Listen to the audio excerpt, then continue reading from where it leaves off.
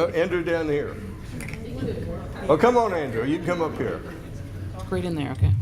There you go. I Pledge allegiance to the flag of the United States of America and to the republic for which it stands, one nation, under God, indivisible, with liberty and justice for all. Good job, Andrew. Let's have a hand for Andrew. Thank you. I'd like to call Chief Grant to come forward.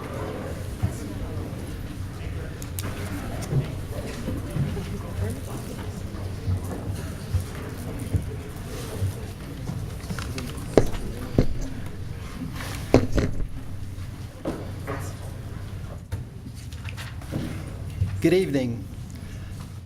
This evening we're going to present some awards to some police officers, and let me begin by saying that every day police officers do brave things. They stop cars in darkness. They approach the car with dark tinted windows, not knowing who's inside, and these are the acts of bravery that they do every day. But today we're looking at some acts of bravery that are very special. Also, I remember hearing a story where a person called 911. They heard some noise in the basement, so the man calls 911. A female officer shows up, 5 feet, 110 pounds. The officer explains the problem. The officer says, wait right here, I'll be right back. They go down into the basement, make sure there are no bad guys in the basement, come back up and tell the man, everything's okay, and then leaves. Those are acts of bravery that we see every day at the police department, and oftentimes take for granted. But the first award we're going to talk about is back in April of 2013, there was an officer up in Alpharetta that was involved in a traffic stop and was shot. Immediately, Alpharetta officers responded to the scene. Alpharetta officers actually broke into the Roswell radio frequency and advised all the officers that were on the radio that an Alpharetta officer had been shot, and gave the description of the vehicle that had shot the officer. Roswell officers immediately or very quickly found the vehicle on Highway 9 and began to pursue the vehicle. As they pursued the vehicle, the person very quickly shot out their own back window and were firing shots at the police officers. 3 of the officers were the primary pursuit vehicle, meaning they were directly behind the vehicle during the chase. And those were Officer Sergeant Jason Westcott, Greg Cooper, and John Latham. And tonight they're going to be receiving the Medal of Valor from the police department. But before we get to, actually, if y'all 3 would come up as well, let me bring everybody up that was also involved that night. Officer Zach Kowalski, Joshua Ott, Justin Reese, and Lieutenant David Shepard, Sergeant Ratliff, and Detective Clutter. Let's have a hand for these gentlemen.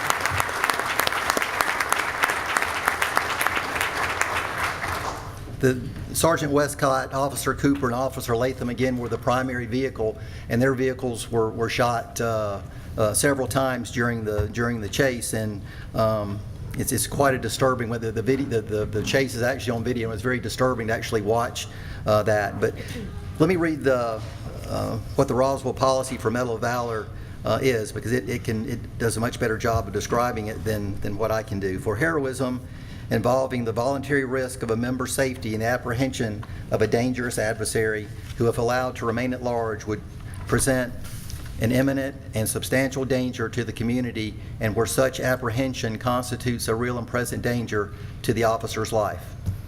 The 3 officers, Westcott, Cooper, and Latham, pursued the suspect vehicle throughout Roswell and ultimately onto Georgia 400, where the vehicle was involved in a traffic accident. Officer Latham, when the vehicle was involved in an accident, it was also involved in an accident with a citizen who was not involved in this at all.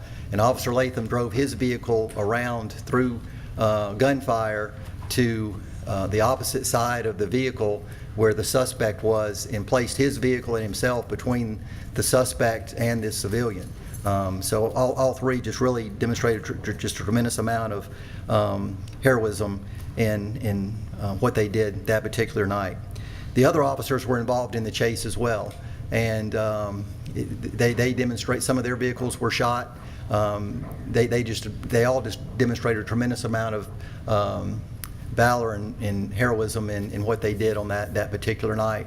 And I usually begin all these speeches about how well people perform by saying that Roswell Police Department is made up of a lot of tremendous officers, and they are. But tonight, standing before you are just some of the exceptional officers that we have that are above and beyond the others. If y'all would, well, actually, I'll approach y'all and give y'all your medals now.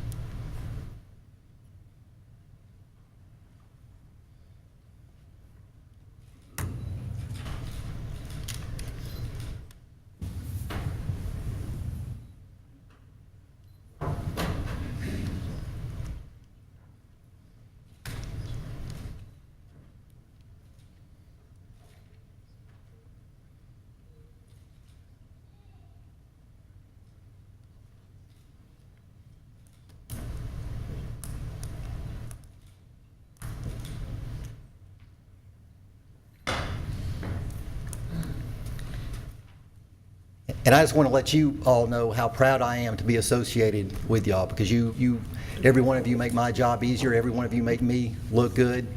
And I'm just proud to be a Roswell police officer, just like every one of y'all are. It wouldn't be an award ceremony if we didn't have a picture with the council, so I would like to invite the council to come down and have Thank you. We'd love to picture join made. you.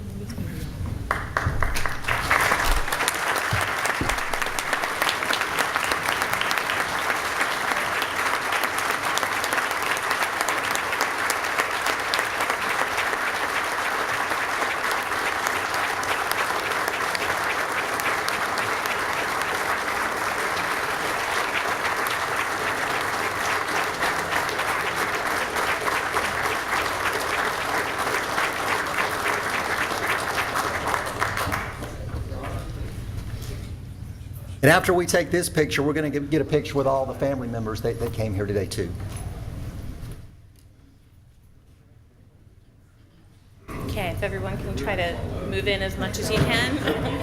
It's always hard to get this, especially with this computer right here.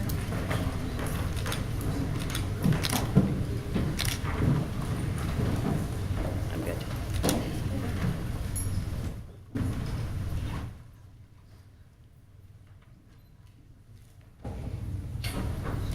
Now we get all the family members of these officers to please come forward as well.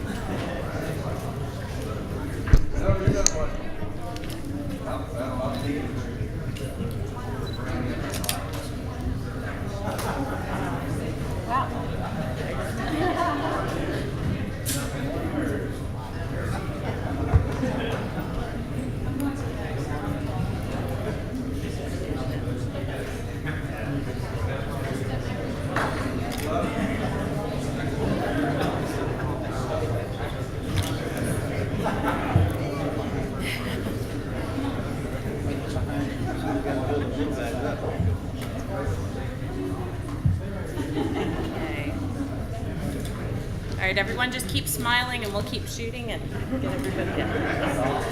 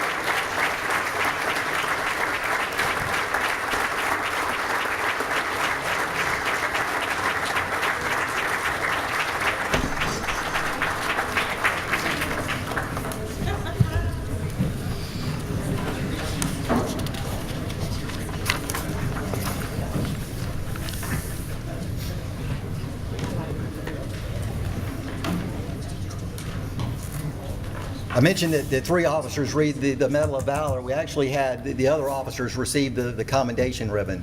Is what they received. Also, I want to thank the families of the officers that were involved that night, because I think we all shared a very special bond that night and in the few weeks after that. So I appreciate all the support that the families gave the officers, and the officers gave the families in return.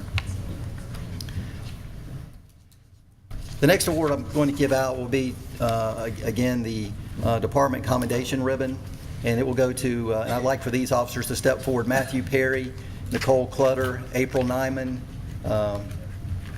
Officer Colombo, and Officer Bart. Officer Bart. This is a more recent event. Back in March of 2014, the officers received a call that a person was missing, and the family was concerned about the safety of the person that was missing. Detectives Clutter and Nyman began an investigation attempting to locate the person. They knew they had a cell phone, so they tried to locate the person using the cell phone. And initially, they were unable to locate the person because the phone had been turned off. Through their efforts, they continued to try and call the telephone. They realized at some point the phone was turned back on, and they were able to locate the vehicle of the missing person near a swimming pool, a community swimming pool in a subdivision. The officers then began to search the woods, including Officer Bart, began to search the woods in an attempt to locate the missing person. After about 30 minutes of searching, Officer Perry was able to locate this missing person. They were in very poor health, and Officer Perry picked up the person, carried them out of the woods to the EMTs, where they were able to basically, by the efforts of the officers as well as the EMTs, save the person's life.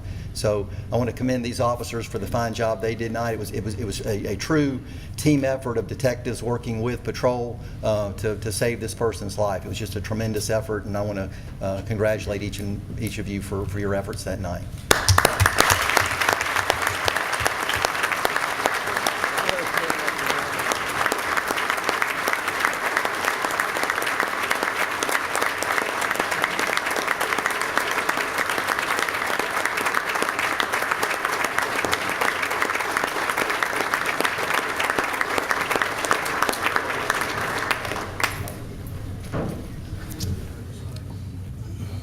Sit back down.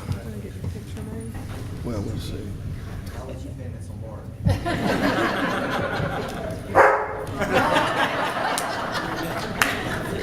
Yeah, absolutely.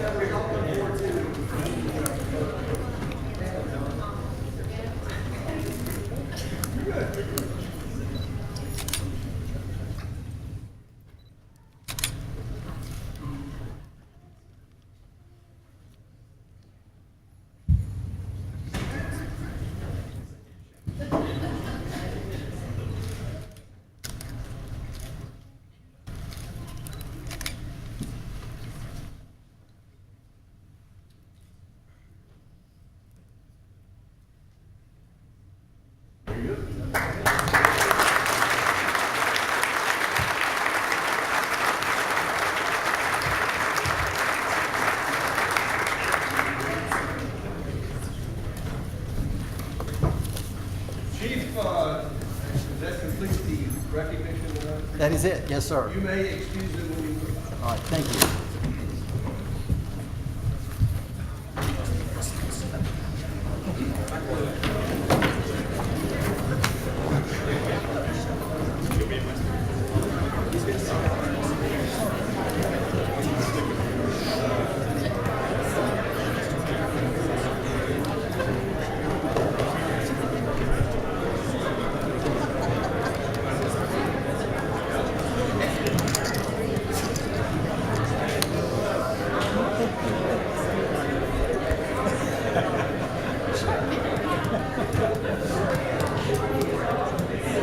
It's tough to get that many police to turn around.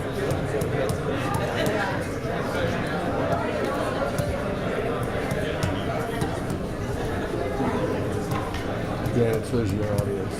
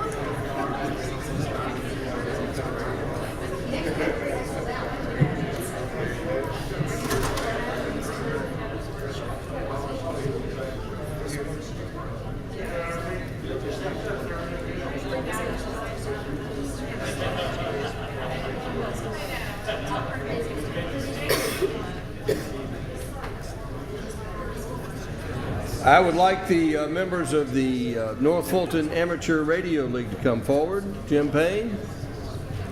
I have a proclamation to read on behalf of Amateur Radio Week.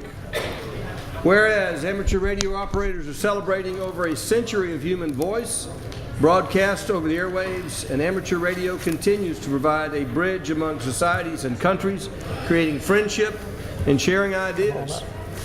And whereas the North American Radio League members have provided countless hours of uncompensated community service by providing backup communication services to the City of Roswell, police and fire departments, communications to local charitable events and other organizations throughout the region.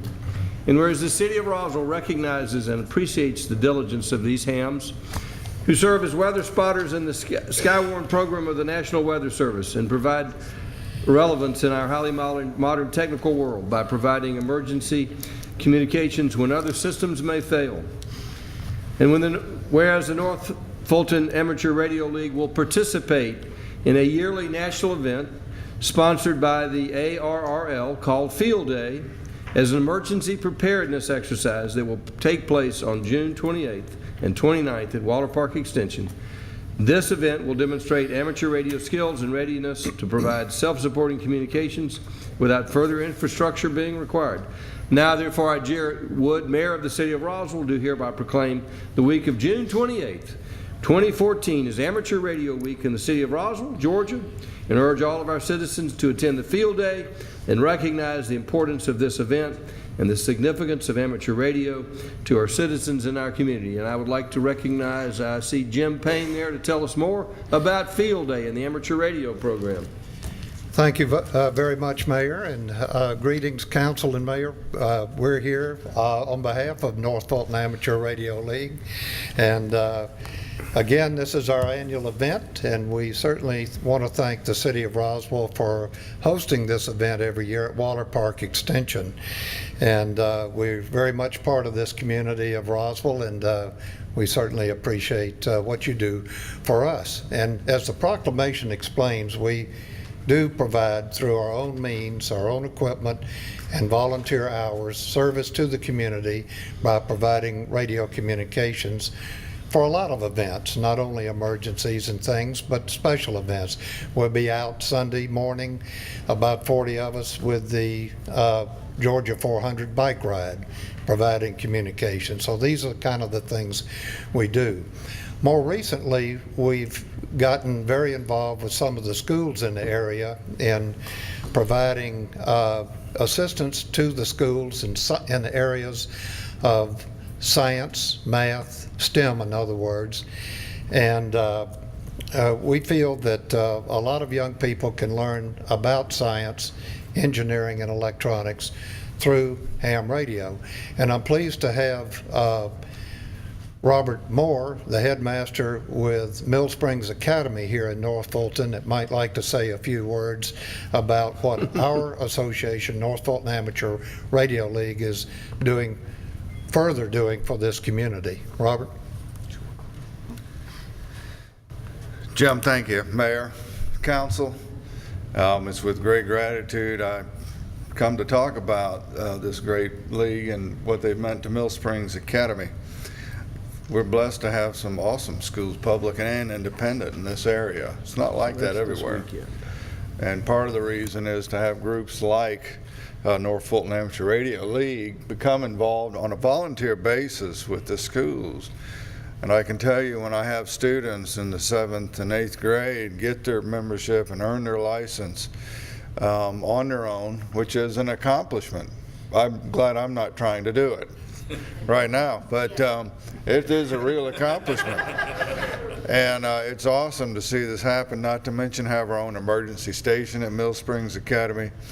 But on top of that, I'll never forget our school, entire school, and other schools in the neighborhood visiting when we talked to the space station by ham radio as it flew over and had a discussion and could ask astronauts questions about what they were doing and what it was like in space. It was an awesome experience. So I'm grateful to the, the league, and I'm grateful to teachers like Martha Muir, who is our science teacher in the 7th and 8th grade and a member of the North Fulton Amateur Radio League, and brings that special quality that makes schools what they can be. So I appreciate it very much. Now, that's this Saturday. What will the hours y'all be out there at Valor Park? The event starts at 2 o'clock and runs 24 hours through 2 o'clock Sunday afternoon. And if folks want to come out there, they can get on the radio with you? Absolutely. We have a station, GOTA, we call it GOTA, which means that with the accompaniment of a ham radio operator, you can talk to stations all over the country and all over the world. Becky's done this, and Rich Dippolito. We have some hams up here. Other people have done They're that. not ham radio operators, but they're hams. They're hams, and we make honorary ham radio operators out of them. Actually, it's a lot of fun. So I did want to personally invite all of you to come join us. Many of you might be attending the barbecue at Roswell Area Park from 11 to 2, and right after that, come on down and see us. And if you'd like to stay for dinner, about 6 o'clock, we're going to have a Spice Right barbecue and a bunch of other homemade sides that Be careful. we're going to have a great dinner. Eat you out. Roswell Park Extension, you got to be there. So thank you very much. Thank you for coming tonight. Let's have a hand for the ham operators. Thank you. Next, I'd like to recognize the folks who are hosting this to the extent that it's at their park, and that's the City of Roswell Recreation and Parks Department. And this is our City of Roswell Recreation and Parks Month. And I have a proclamation read with that respect. Whereas the Roswell Recreation and Parks, well, let's have our Recreation Parks come forward as I read this. Joe, we've got our Recreation Commission out there. Come on, guys. Yes, come forward. Be recognized. Whereas the Roswell Recreation and Parks and Historic and Cultural Affairs Department is an integral part of the Roswell community. And whereas the Roswell Recreation and Parks and Historic and Cultural Affairs Department is vitally important to establish and maintaining the quality of life our citizens enjoy, ensuring the health of all of our citizens, and contributing to the economic and environmental well-being of our community and our region. And whereas the Roswell Recreation and Parks and Historic and Cultural Affairs Department builds healthy, active communities that aid in the prevention of chronic disease, provide therapeutic recreational services for those who are mentally and physically disabled, and also improves the mental and emotional health of all of our citizens. And whereas the Roswell Recreation and Parks and Historic and Cultural Affairs Department increases the community's economic prosperity through increased property values, expansion of the tax base, increased tourism, and attraction and retention of business and crime reduction. And whereas the Roswell City Parks are fundamental to the environmental well-being of our community. And whereas the Roswell City Parks improve water quality, protect groundwater, prevent flooding, improve the quality of the air we breathe, provide vegetative buffers to development, and provide habitat for wildlife. And whereas the Roswell City Parks ensure the ecological beauty of our community and provide a place for our children and adults to connect with nature and recreate outdoors. Now therefore it be resolved that I, Jerry Wood, Mayor of the City of Roswell, do hereby proclaim the month of July as Recreation and Parks Month in the City of Roswell, and call upon all of our citizens to visit our beautiful parks and take advantage of the many and diverse programs and services offered by the Roswell Recreation and Parks and Historic and Cultural Affairs Department. Let's have a hand for that department. Great work.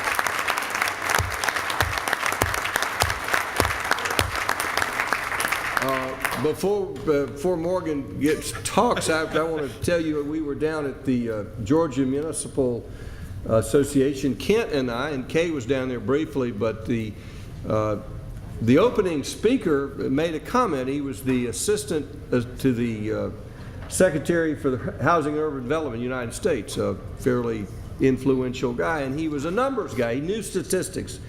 But he said you could tell how healthy children were going to be by how far they lived from a park. And the closer they lived to the park, the healthier they were and the better their future looked. And it was as far as predictive factors, it had a bigger prediction on the health of that child than any other characteristic, whether it was the economic factor or the region or the race or the ethnicity. Of all the factors that contributed to the health of the children, it was proximity to parks. So we've got to have a mighty healthy bunch of kids here in Roswell with proximity to parks. So with that, we'll recognize Morgan. Thank you, Mr. Mayor. Since 1985, the National Recreation and Parks Association has celebrated July as the nation's official Parks and Recreation Month throughout the country. This year's theme for the celebration is Out is In. Collectively, we don't spend enough time outside. So throughout the month, we're going to be offering programs, activities, and events to encourage Roswell citizens to do what our parents used to tell us to do, go outside and play. Here is just a small sample of what's happening in our parks in July. July the 4th, fireworks celebration at Sweet Apple Elementary School. I said Sweet Apple Elementary School, not Roswell High School this year. Roswell High School is undergoing a renovation, and so we're moving the fireworks celebration to Sweet Apple Elementary School at dark. There's a Riverside Sound concert at Riverside Park. We have a family movie night at the Riverside Park. We have a dive-in movie this month at the Roswell Park. The federal troops are going to occupy Barrington this month. The Story Slam is going to be held at the Cultural Arts Center this month, and the Farmers Market meets several times this month right here at City Hall. We want to encourage everyone to go outside and play during July. Your options are as varied as your interest. You can go on the walking trails. You can take your dog to the park. You can exercise on the outdoor equipment. There's spray grounds, the playgrounds. There's sand volleyball courts, bike trails, canoe and kayak on the Chattahoochee. There's bocce, there's tennis, there's fishing, there's swimming. I could keep on, but I know your time tonight is limited. So during Recreation and Parks Month in July, listen to your inner voice and go outside and play. The second speaker at GMA, on the keynote speaker for the Georgia Municipal Association, his message to cities, he said, when was the last time a city said that part of their mission was to have fun?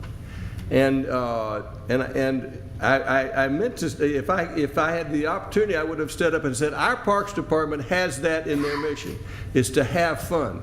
So, and that was his message to all of the cities in the state, is if you want to have a city that's not just good but great, you've got a city where people have fun. So you were doing a great job in being the, not just the admin department is the fun department, but the rec department is the fun department. So let's have a hand for our rec department. They are doing a great job.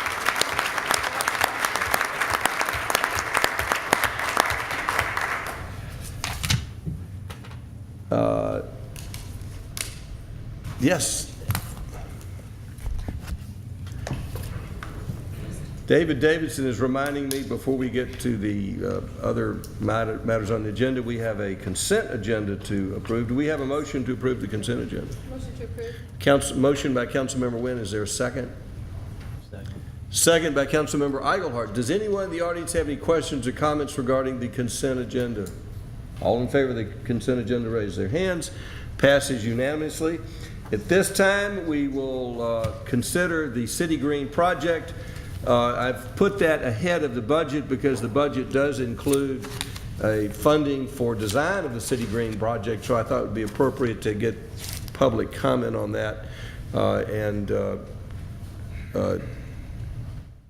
Davidson is reminding that Councilmember Jerry Orleans is absent tonight with an excuse, but we do have 5 wonderful council members here to carry on. So who is presenting the City Green issue? Okay. Yes, sir, I can start out and then I'll call Monica Haywood, Chair of the DDA. The information basically related to the City Green was when we had our work session, the concept was presented by the DDA. There was money added in the budget, approximately $578,000 at the first reading on June the 9th for the design of the project.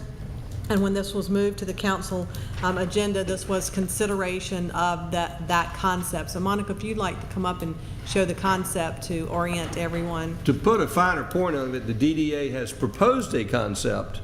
This council has discussed that concept and other concepts, but before we move forward with sending this out for design by an architect, we want to make sure that we know what the majority of the council wants to do as far as the design, so we don't design 5 projects. We know we have a clear direction what this council wants us to move forward with. Monica, you're up. I was just here to answer questions. I think we've made this presentation quite a few times, but we can go through. We have a much longer one. If you can break it down into, the council has discussed this project has elements. Right. And if you could, and a brief description of the elements of this project and what each element, where it is and what it is. And I want to start off with it. We see this, the elements, kind of like a body, like your hands and your arms. They all belong and they all make the whole thing work. And we have our architects here landscape architects that can explain how that works. But the elements that make up the whole, which is, again, this what we call the City Green project.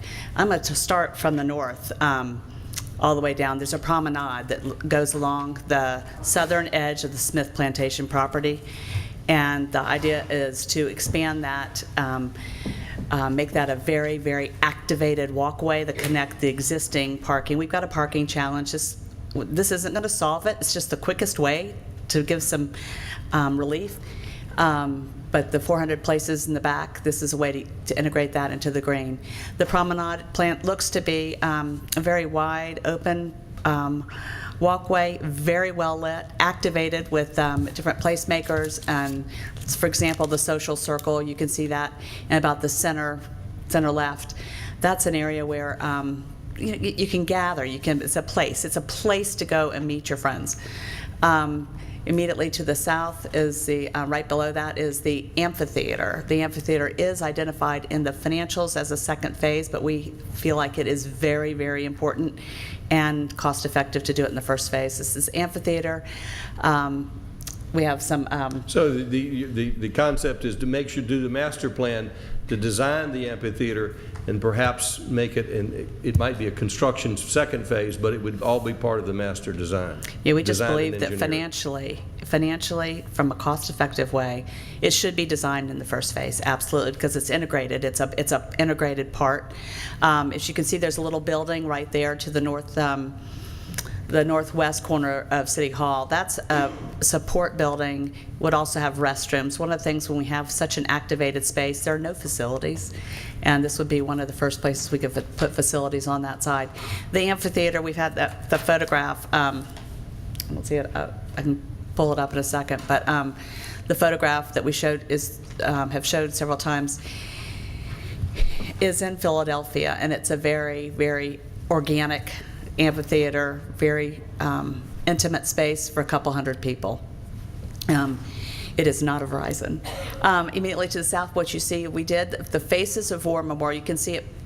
We've kind of shown exactly, if you look at the center of the city green, which is the center of the whole design, is an open space that extends east-west from the city hall, from these chambers, basically.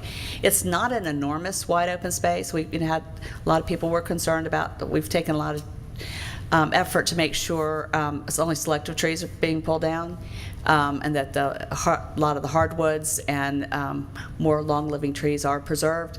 But this is an open area, and if you see, you can see a shadow. That shows you where the existing Faces of War Memorial is today. We have worked with the original committee of the Faces of War that put that memorial in place 20 years ago. And the majority, the overwhelming majority of that committee, if there's a city green, they would like it to be relocated. And we talked to them about several concepts, about different options of relocation. And again, the whole consensus was that if you're going to move it to the north side. It gets a lot of light. It really play off the bronze material that it's so perfect for that memorial. And it shows a little girl kind of walking off on the plaque. We've talked about, there's a comment about a garden.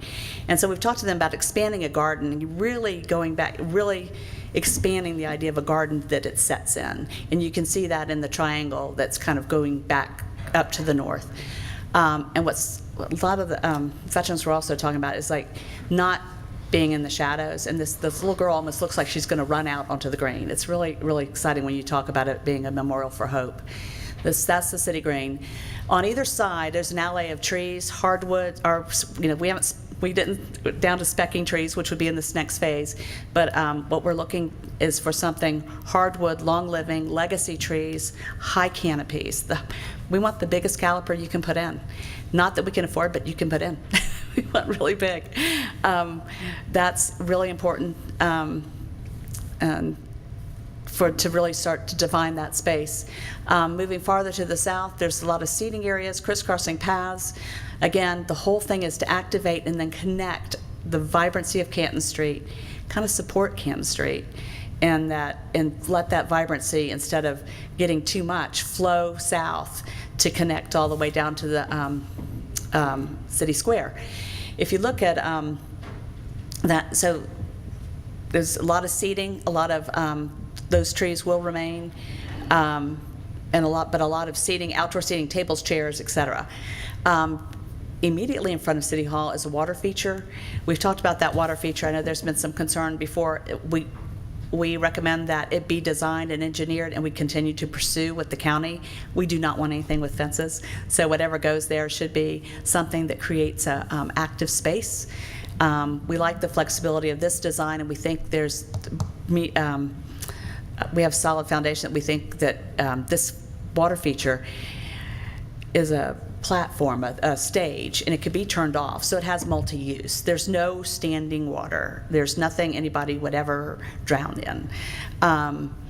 And that's what, and it's only, I think, John, correct me if I'm wrong, I think it's fairly small. I asked him, someone asked me, can we make it smaller? It's actually about as small as it could be for this size space, and it really accommodates, is it 20, 100? About 100 max there. I don't think it was that much. Okay. To the south, which is not in this plan, but we just would like a placeholder, is the mixed-use building. There's a lot of discussion about that. I think we've got a ways to go to find something that everybody's comfortable with putting on city property. But the DDA we were proposing that at some point we would come back to you with an idea for that. If over there to the left is the little coffee shop, we think that's real important, and that could be a really buzzy spot activating that corner. It also, at the idea of the restaurateurs on Canton Street, could be a place of a concierge, kind of a location where to go in Roswell. The other key thing is connecting Canton Street is the walkway across Highway 9. We would love, there's a lot of things that we want to do, but the most immediate and cost-effective way we think is to do some version of a scatter diagram, and I know transportation's working on that. We've talked to them with some different ideas early in the planning, and that would be a part of this. It's very, very important. They're the ones who interface with, obviously, Georgia DOT and what we can do. The heart of Roswell Park, what's key about that right now, you've got a little bit of a barrier to Canton Street. You really can't see into Canton Street.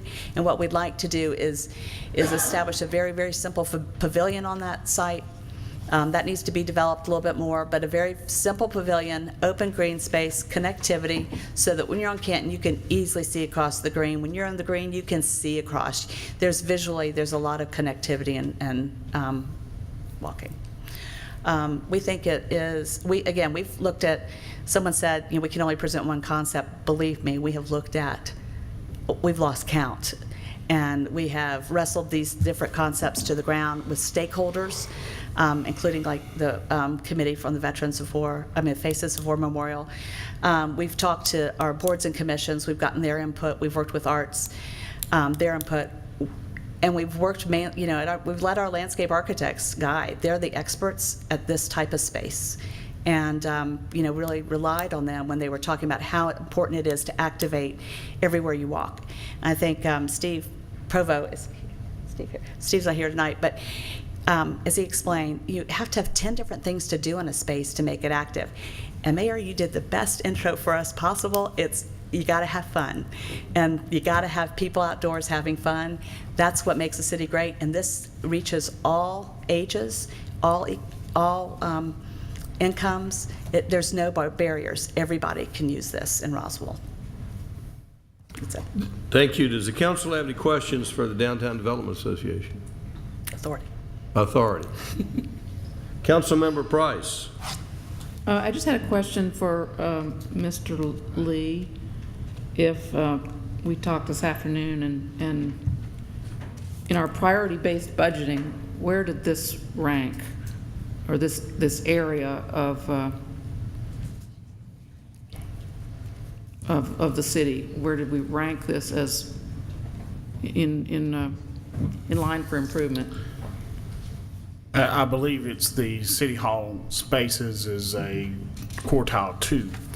Just to give some overview of priority-based budgeting, we go through all of our call centers and projects and programs that the city offers, around 400, and we rank that against the results that we set for the city and the definitions of those results. And those rankings tell us what kind of return on those programs that we do and what that would mean for the city. Quartile 1 is the highest return for the city. Quartile 2 is also a high return. It means it hits a lot of our results. 3 and 4 would be less advantageous for the city. It doesn't mean we don't do the programs. It just means we look at those programs to see if they're mandated. Should we change the level of service or change the way that we're providing the service? Thank you. Thank you. Does the council have any other questions? This time we'll hear from the public. I have some more questions. Yes, Councilmember Price. I'm sorry, this is for Monica. On the whatever this is, the conceptual master plan. Yes. There are several buildings that I see. The support building you mentioned. I see Smith Plantation Visitor Center, the Market Building, and you already addressed the larger building, which is not in this current plan. Are these other buildings in the current plan? Because I don't see them in the breakdown of expenses. The Smith Plantation isn't, that's part of their long-term strategic plan, so we put that as a placeholder for that. I believe the one for, and the Market Building, the small building and the larger building on the south side are included in the would be a part of something that we were thinking the DDA would do. But it's, as far as the design capacity, you can address this, it anticipates those buildings being there. The amphitheater is included in that. Okay, and the restrooms, though, are not considered in the first 3 phases? I think that's in the support building. Right. Mm-hmm. It is or isn't? I think it's part of the, yeah, it's in that phase. Oh, I didn't see that. So at the time if it were all designed at once, Mm-hmm. would the mixed-use, ground-level, retail, whatever, the long building, Yes, would that be part of that design or not? We need a placeholder. It really is just to anticipate some kind of structure. We think that structure could be something as simple as a pavilion with restrooms on one end, or several stories. So it would just be a placeholder, literally just a grass. I mean, right? It sets in the existing parking lot. The building does. So you could just design up to. We've talked about this. It'd be very easy to design. Technically, with anticipating it coming in later. Okay, I'm not clear. So is this $587,000 going to include the design of all those outbuildings? No, not the two. So we'll have to buildings on the design south- those separately. We anticipated when we made this initial proposal that the Downtown Development Authority would design and build those. We were anticipating at that point we would look at market rate type of deals for most of the space. That is not. We have pulled back. We've pulled back on that. We just want to leave a placeholder for that. I don't know what you mean by placeholder. A placeholder. They're not going to design. They're going to leave a potential pad where a building could go, but Right. they're not going to draw elevations. They're not going to do plumbing plans. They're not going to do floor plan. They're simply going to say this space is reserved for a building, which could be multiple uses. And the estimate that you have actually anticipates that as a completely separate project. So Right. it's anticipated that we would come in with the building portion later. Okay, and that includes also this support building. Now, the support building is included in the amphitheater component. Didn't see that, but May I, Mr. Mayor? real quick? Councilmember Webb. I think what we're looking at is, on our sheet, is Phase 1T stage/restroom building. Is that the one that we're talking about, the support? Yes. Okay, that's the support building. It says restroom building. Right. So that's letter T. John, you've been deep in that thing. That's letter T under the first phase, under number, I'm sorry, the second phase, under number 1T. Let me try to simplify the conversation a little bit here. The buildings that are included in the budget that you have provisionally included for this year's budget include the pavilion, the small support building, which would have restrooms and storage facilities in it. It includes the small pavilion at the top of the amphitheater on the diagonal walk. It would include the pavilion in the heart of Roswell Park. It does not include the Smith Plantation Visitor Center, and it does not include the large mixed-use building at the south end of the green, or the small coffee shop concierge building on State Route 9. Does that help clear up what's in and what's out building-wise? yeah, that's helpful, but I guess I'm not clear that we've ever really seen any renditions or any discussion on the heart of Roswell Park. I mean, is this just going to be up to the discretion of the designers, or are you looking for direction? On the heart of Roswell Park, it would need to be designed to reflect the kind of the same style, and that was part of this next phase on those two buildings. Well, we've talked about the architecture needs to be simple, but reflect the same materials of City Hall, but be able to provide a little bit of a connection, and that would between the City Hall and Canton Street, because we go from a very large scale to a very village scale. So that transition is very, very important, and that would be a part of this design. And that's Okay, kind so of it input. includes a So pavilion? we've not done any elevations. There have been that's part of this next phase. Right, I know, but what I'm saying is if we approve money for design, I want to know what we've encouraged them to design. I mean, it's hard to allocate design monies for something you have no idea what it's going to be. Well, I think as far as the details, that's why we hire. And again, that portion would be in the state during the RFQ to get designers that are sensitive to that type of building. And then are we going to have public input and meetings and all that sort of thing? Okay, Or this is where we pass it off to you on that part. Yeah. can someone else answer that question? Because I just hate to have a pig in the poke. Kay thinks she has an answer. Councilmember Price, regarding the public process, we would, depending on the guidance that the council gives us, but we would put out an RFP or an RFQ for the design. So the design would be based upon this concept, and as those elements are vetted out and further engineered, there will have to be input about what exactly, for example, the water feature would look like. What, for example, would the amphitheater look like? So there would be many discussions about the elements and the materials used, and there would be public input. I foresee public information meetings. I would foresee some work sessions so that this could be ferreted out so that we could get to the point of having construction drawings so that we could then, at the appropriate time, bid it for it to be built and constructed, the plan, the project. There would be nothing prohibiting us, though, if we saw an early element design that we liked to proceed with construction. I'm getting a lot of emails saying, we need to do this all at once. Well, Rome wasn't built in a day. So, we can bite it off into small pieces, can we not? We can. I think from the design standpoint, just like other projects where it's a transportation project, for example, we have engineered a transportation project, for example, the roundabout. There's the ability for us to add a right turn lane there by the church. It was designed, however, we didn't construct the right turn lane yet. So much like this, it's important from the dollars and the elements fitting together for it to be designed at one time. And then, yes, you could construct elements.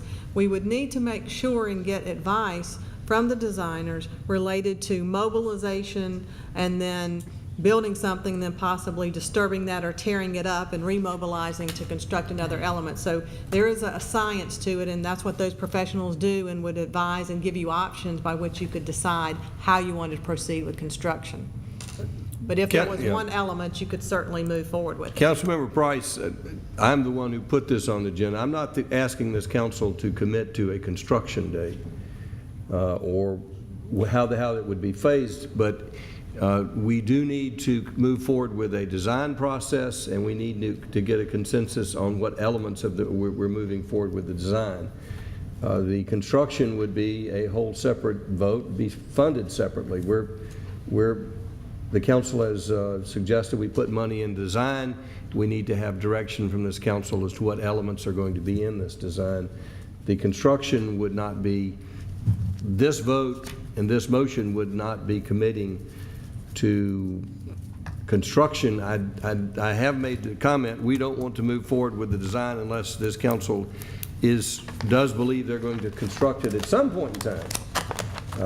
We don't need to commit to construction at the same time we commit to design, but we certainly don't want to design something that the council doesn't have an intention of ultimately building. I couldn't agree more. Can I ask another question? Absolutely.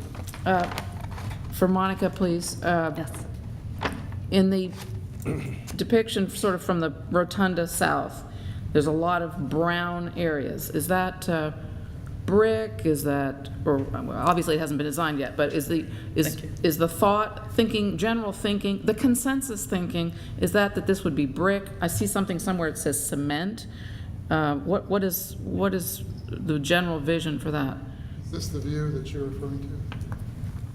No, Is I'm that just looking at that's the area, the other though? one. That's the area that, I think you were If we right. can be more specific about what area we're talking about. I think Yeah. you're talking about the area in front of where the mixed-use building is that correct? To the south of the green? I'm looking at the thing that's in our packet, the long sheet, the conceptual master plan, and basically, it's just everything from the, basically from the Faces of War Memorial that's been relocated, on down to through the water feature, and then on down through all those diagonal paths. What are those paths? You're talking about the hard surfaces, the Correct. hard walking And surfaces. also What would they materials be? And straight out, like beyond City Green, right abutting Atlanta Street. One of the concept was inspired by a lot of places to, don't leave. I need you back here. Was inspired by lots of places to sit and, sit and read, sit and be able to eat, bring out a lunch, etc. And there's this type of gravel, small gravel kind of situation around bricks. We want to see that, again, that's in the next phase, to really get down and figure out, have the designers figure out what those specific materials would be.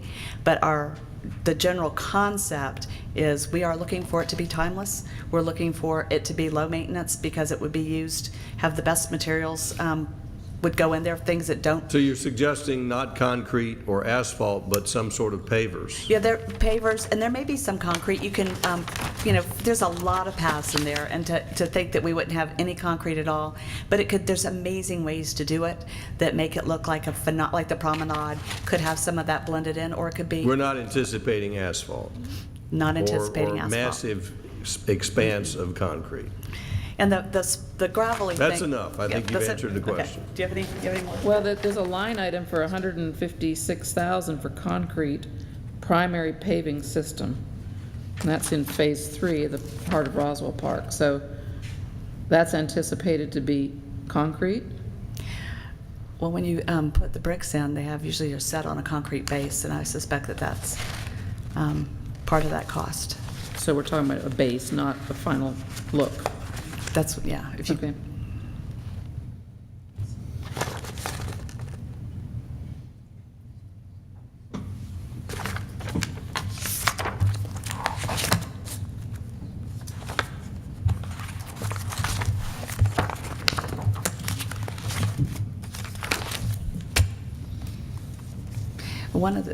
one of the things about these different elements in going forward with all the elements, we can pursue grant opportunities too with that. Just going to be as much as we can.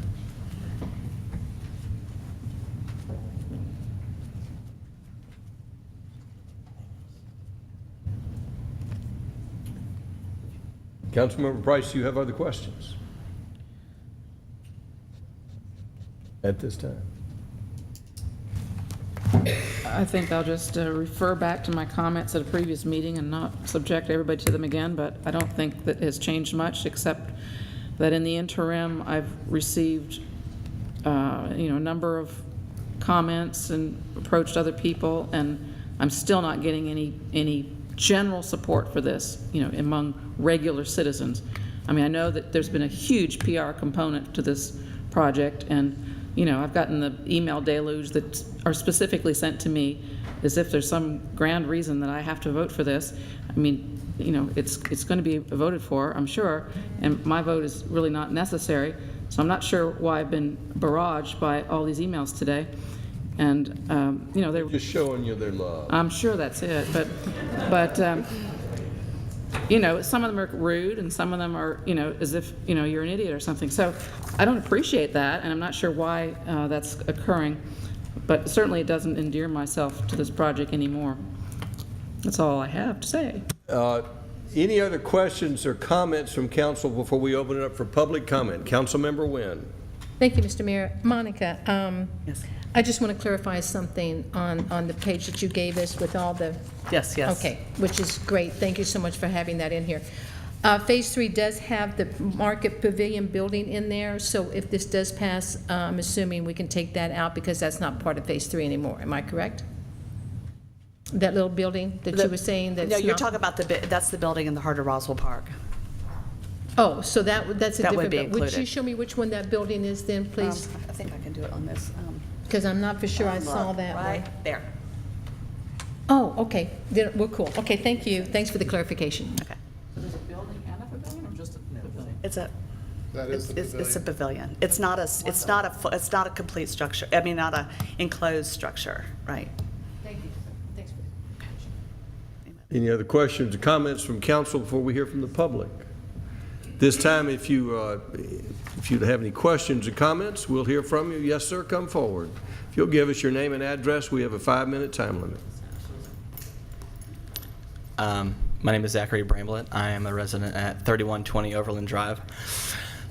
Business at 946 Canton Street as well as 963 Canton Street. My family's been on Canton Street for 20-something years. I guess pardon my boldness, but how long was the conversation spoken about to redo the sidewalks on Canton Street? Are y'all... Was the only council member serving at the time they approved that. That was prior to my election. I don't recall. I don't think it was discussed as long as this project. That's my point. And so $1.5 million or whatever it be, as a business owner, my family being one, and others, as you've seen Canton Street grow and be the heart of the city, tens of millions of dollars from us have been spent to make Canton Street amazing. When we see your support, we follow. I'm going to encourage this happen. Again, this is the heart of the city. Why not invest in the heart of your city if you're going to invest? I gather you support this. Yes, sir. So just Thank you. being a resident, I think it's amazing. I think it's something that needs to happen. And as a business side, you'll see the continued support of small business grow in your city as you support. We'll follow your lead. Who'd like to speak next? Yes, come forward, please.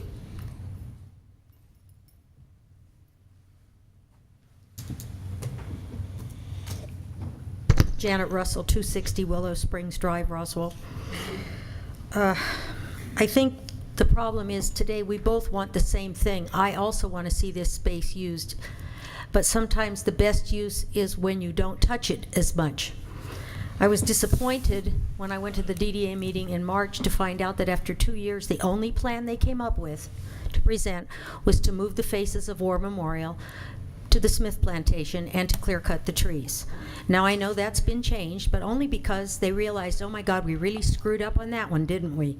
But after 2 years, that's the only plan they could come up with, and that was because they surrounded themselves with people who also think the same way they did. They didn't have much creativity going on.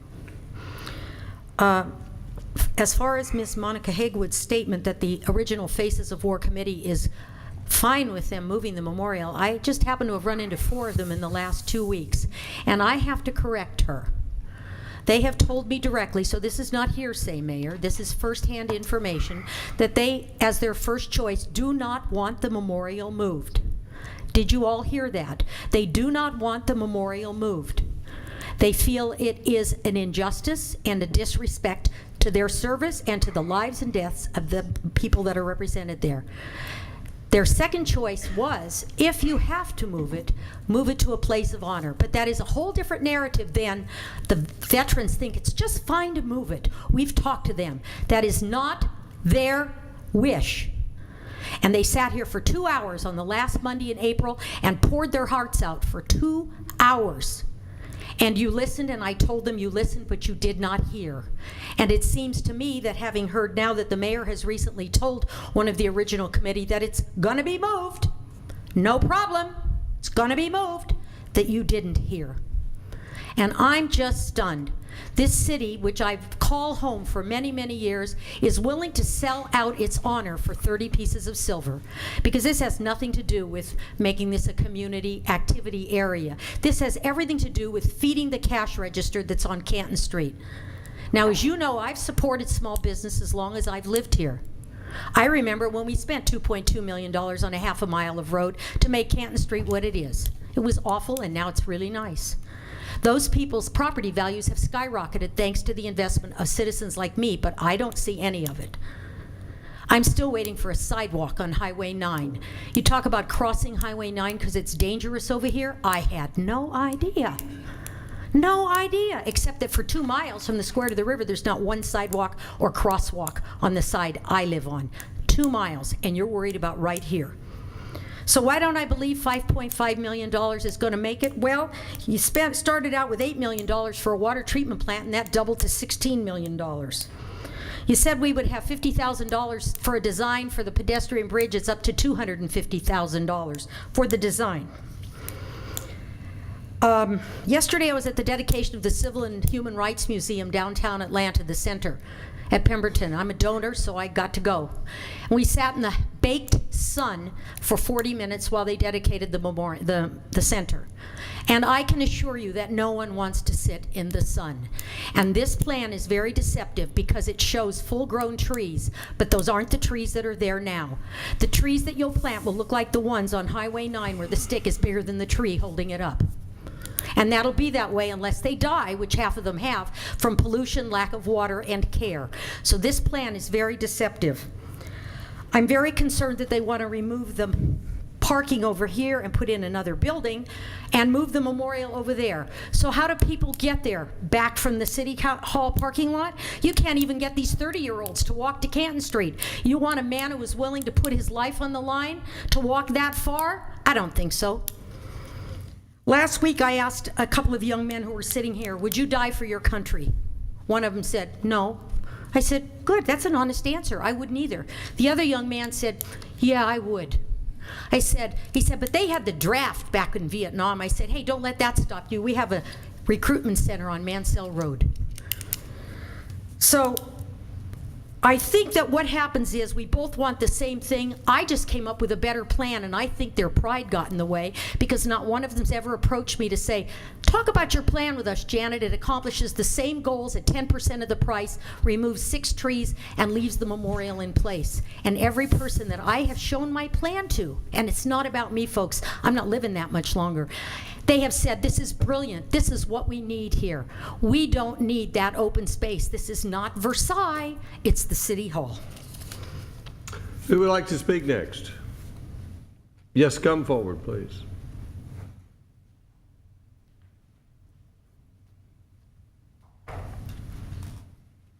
Good evening. This is I'm Kevin Shu. My address is 329 North Coleman Road. And I just want to also second what Mrs. Russell just said. I think this is more of a just frivolous spending of tax dollars. We have plenty. I mean, I love Roswell. I love all the green spaces, and we have this being a green project. This is all green, and these are very nice trees. I don't think it's worth to level it and build a lawn, and which you have to maintain, which is also not very environmentally friendly. It's not a. I just think it's a necessary spending. That's it. Thank you, sir. Who would like to speak next? Come forward, please. Lynn McIntyre, 2210 Steeplechase Lane. I actually looked at Janet's plan and thought it was quite inspired. I especially like the rocking chairs on the porch of City Hall facing the street. I think she actually captured what Roswell is, the idea of a village, a place where you can stop and sit a while, and the idea of rocking or, gliders or swings.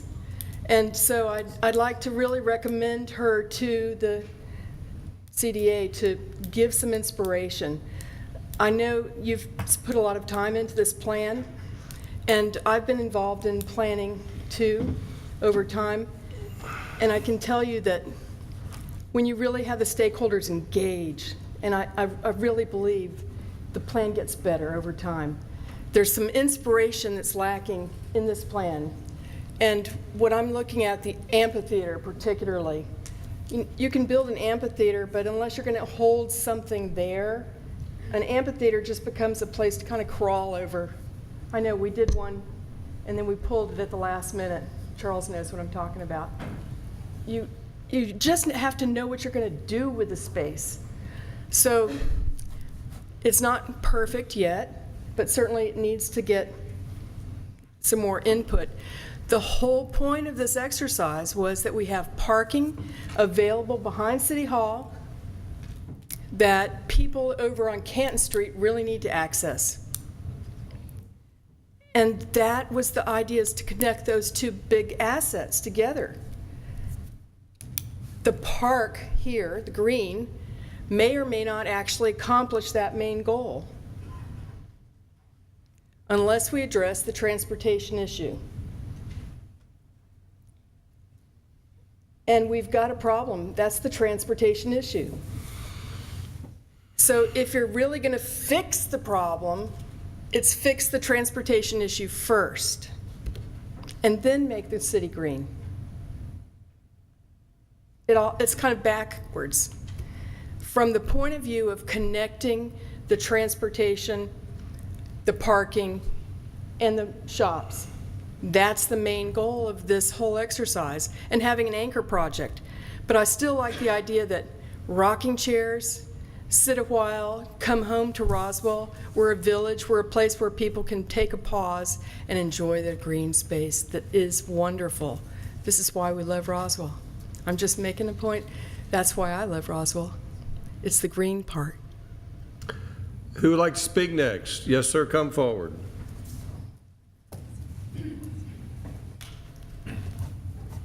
Michael Haddon, 700 Freedom Lane. I just wanted to obviously voice my support for the project. You've all heard me before, so nothing new there.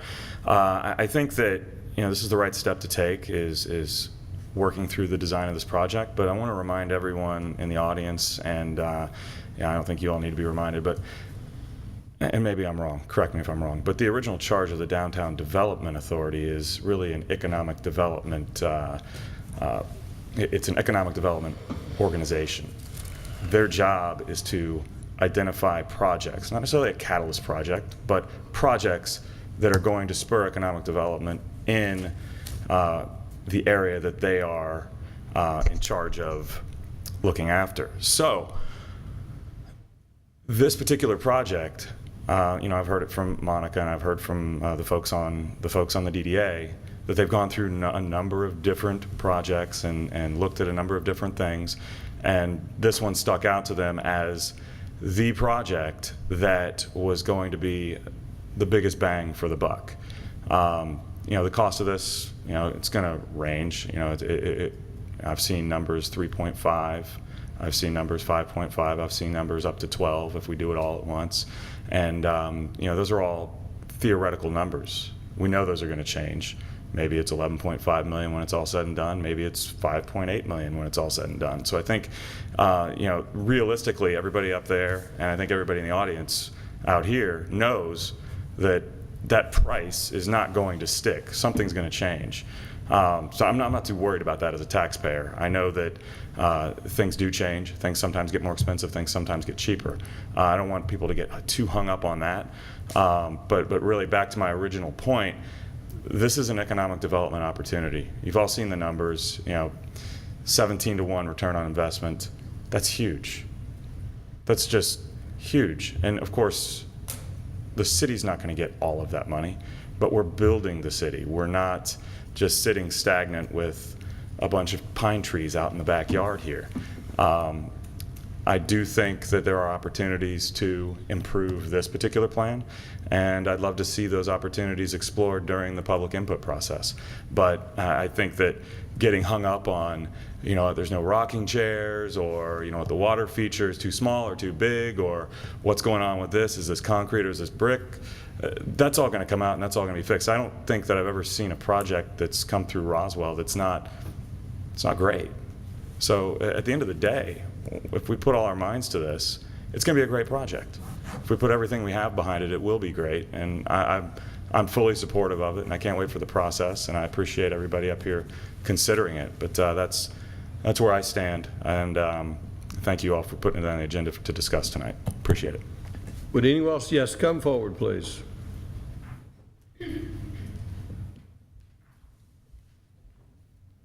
Hi, I'm Christina DeVictor, 200 Kings Mill Court. So, you've seen me up here a couple times.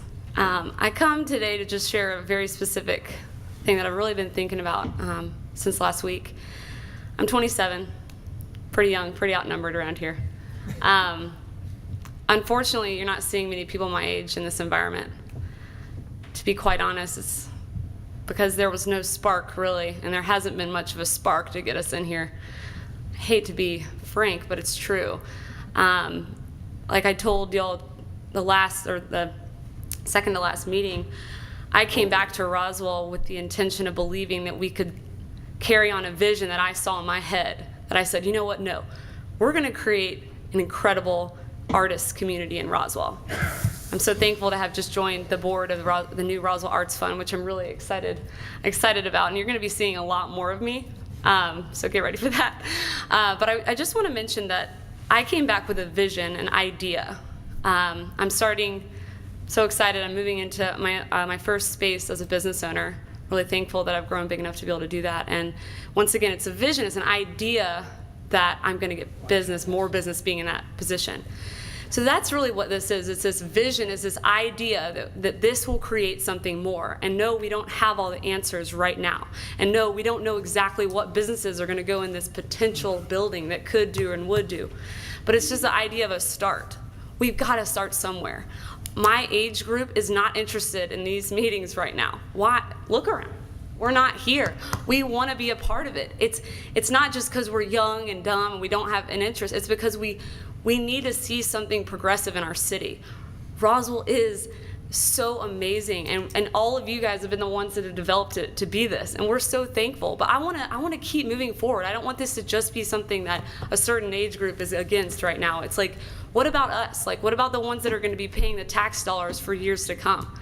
For me, let's start it. Let's start it now. Let's let all this incredible work the DDA has done and put it towards something greater, something big. I'm in full support of this, and I really hope you guys will pass this vote today. Thank you.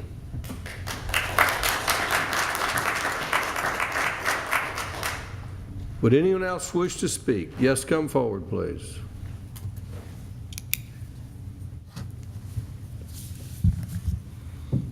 My name is Katie Ballou. I live at 905 Camp Avenue in the Historic District.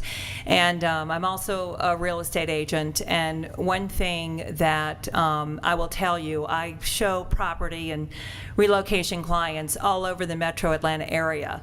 And one of my favorite days is when I have the opportunity to drive somebody through Roswell, because the reoccurring theme with the clients that I have coming to the area, they want a place to call home, they want a place that feels like a community, and they see that in Roswell. And I think that when I point out City Hall, they can't find it. They don't know what's that building back there.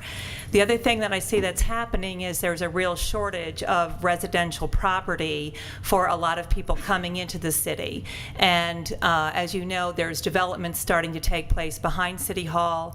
And I think the way to organically grow what's happened on Canton Street is to open this area and integrate this area with the vibrancy of Canton Street. And I think that will help developers and potential home buyers look at areas beyond this tight little spot to be attracted, to say, okay, I can live there. I see a pedestrian way to connect with Canton Street. And of course, our hope ultimately is that as more residential property is developed for homeowners to be coming in, that we will see more walkability in the area, that you'll be able to go to the dry cleaners and you'll be able to go to the grocery store and do all those things and have a walkable community. And I do think that this project is a catalyst for that type of development. I think it's the kind of project that real estate developers want to see, and I know that the city of Roswell does a great job of trying to balance the development so we're not looking at a concrete jungle, but that we will continue the village feel and that adds to the charm and character of the city. So obviously I'm in support of the project. I'm very sorry, Commissioner Price or Councilmember Price, that you have people or components of the people that are in support that are saying negative things or trying to bully or not be positive. I think even when you're talking to the people that have designed it, to say a comment about a lack of creativity, I just think that's not the way to move forward as a group. Obviously, there's been creative elements to this project, and they've been working on it for some time. And it won't be all things to all people, but few things are, and that's where we need leadership and vision for the long-term growth in the future of Roswell. And I'm very hopeful that this will be passed for the design phase and in the budget for this year. Thank you. Would anyone else wish to speak? Come forward. Thank you, Council. My name is Adam Roth, 9820 Loblolly Lane, 30075. And we're somewhat new resident to Roswell. We've lived here a few years, because of this community feel, because of Canton Street, because of the walkability of the community, because of the great schools, because of our magnificent park system, because of what you said on the second speaker, was it, at the council? The meeting you just went to, because it's a fun community. I think this will breed more fun. Personally, I enjoy the sun. I enjoy sitting out in the sun. I had a very nice walk from the parking lot back here to Alive After 5 last week. If I'm not walking from my house, it's definitely from this parking lot. It's not a bad walk. I think this will be a very pleasant walk through this. I see nothing but positive impact coming out of this project. As a father, I'm looking forward to bringing my kids here if it does go through. The new school getting built down the street, I feel that'll be a great part of this community as well. I support it. Thank you for your time. Who else would wish to speak? I'm closing the public hearing because not seeing any hands up. This time I'll entertain comments from council before we entertain a motion. Any comments from council before we entertain a motion? Councilmember Diamond. I'd like to play on a couple of comments that I heard. I agree with Katie. There's been way too much negativity and personal comments, and I think we get more of that than we need in our arena anyway. And I think it stops the process. It takes us a lot longer to overcome the negative than it does to be positive, and I appreciate that. I don't think that our priority here was to connect the parking. I think that was an element of it. I think this started for me when I realized that up and down Highway 9 was in decay before the economy fell. It was blighted. There are lots of areas that are not doing anything. And little by little, you can see where public catalytic investment has made a difference. Canton Street, the investment was made and it grew up. Midtown Streetscape came along and you're seeing things move along that direction. Oak Street, you're starting to see things go that direction. It works. It's proven. Every other place in the country who's succeeding is doing that. And in this environment where not every city is going to succeed, we've got to be competitive. This is about us being competitive. It's about us leveraging our assets. And I go back to what's key to me, it's a strategic investment. I think we need a more of an active pedestrian area. It covers all the high points that we have seen in city after city who's done this and been successful. All of them have focused on the pedestrian scale, the activating spaces, keeping active places to be that are also green. And this project seems to hit all of those characteristics. And this has been one of the most inclusive things, and we don't do anything without everybody getting a chance to talk. And I don't know how you ever get to everybody, because it doesn't seem to matter how. I got an email today from somebody on a zoning we went through for months, and I can't believe they cleared this off. Have you even looked at this? It's like, yeah, we kind of did. So I think this hits all the boxes. And for the cost of what it is, based on what other people are spending to accomplish a whole lot less, it's a no-brainer for me, so I'm very much in support. Councilmember DiPolito. Thank you, Mr. Mayor. I agree with what Councilmember Diamond just said. There's a lot of truth in all of that, and I appreciate all that. First, I want to start by thanking the DDA. What a tremendous job you all have done, and the hours you have put in it's just mind-boggling, the amount of time. I know you all have full-time jobs, and Monica, you have a family, and they probably hadn't seen you in a year or two. So first of all, I just want to say thank you very much. I think this concept shows tremendous vision. It is a terrific vision for our city. There are so many interesting components to it. And yeah, it needs to be developed. There's a lot of things you could nitpick. What does this look like? What does that look like?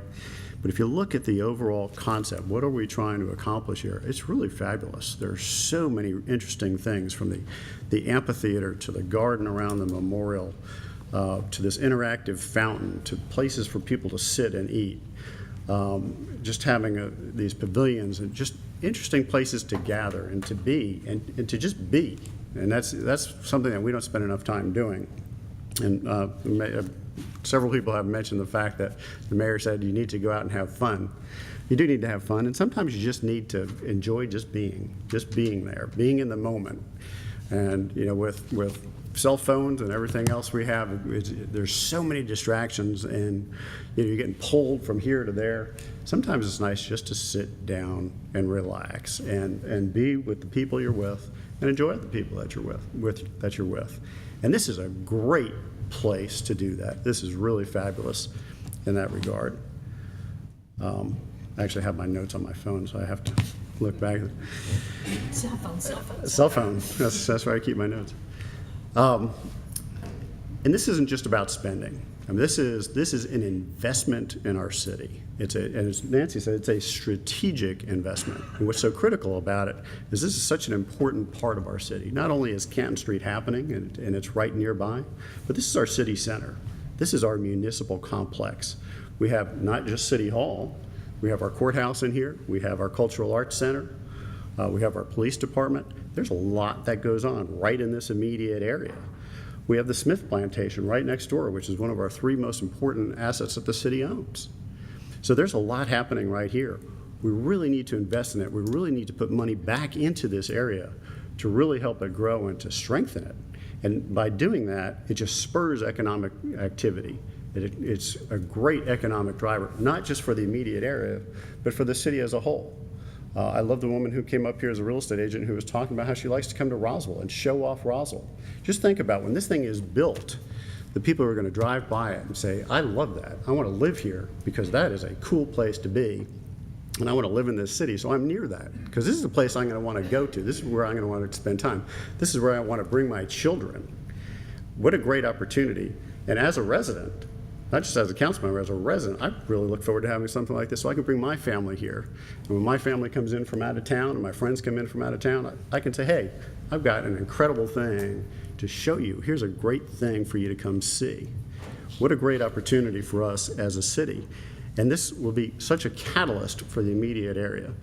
As Councilmember Diamond mentioned, Highway 9 was in decay long before the recession, and that just hurt it even more. By having this investment that the city makes, the surrounding area will really start to thrive. And success breeds success. It doesn't matter where you go. If you go to an area where they're starting to get some energy, it builds on itself. Look at Canton Street. Canton Street has been a phenomenal success, and it started with one person making an investment in that community. And then the next person saw it and said, you know what, hey, that's successful. I want to be part of that. And before you know it, it's snowballing, and all of a sudden, I don't know how many of you went to Alive After 5 the other night, but there were thousands of people there. It was unbelievable. And my wife and I drove up and down the parking lot over here. A lot of the tags weren't even from Fulton County. There were people coming from Gwinnett and Cobb, Forsyth, and people are coming from all over the place to come to Roswell. How great is that? That's terrific. One of the things that this does is it provides connectivity at a lot of different levels. Doesn't necessarily help our cars move through, but that's okay.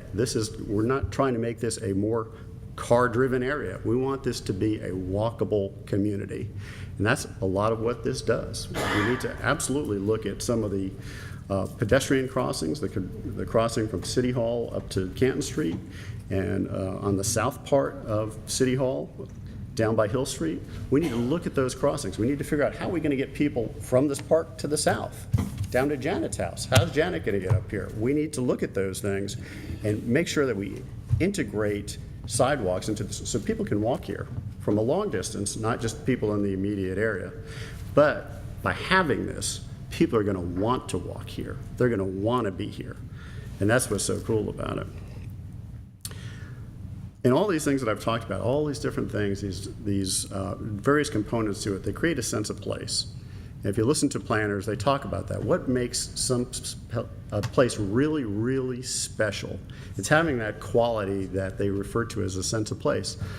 It's an area that you want to go. As I was talking about earlier, sometimes you just want to be. When you have a sense of place, that's an area you just like to be there. You just want to be there. There's characteristics to it. There's quality design. There's interesting things going on. It's just a pleasant experience. It's a sense of place, and that's really what this creates. And lastly, it's about building our community.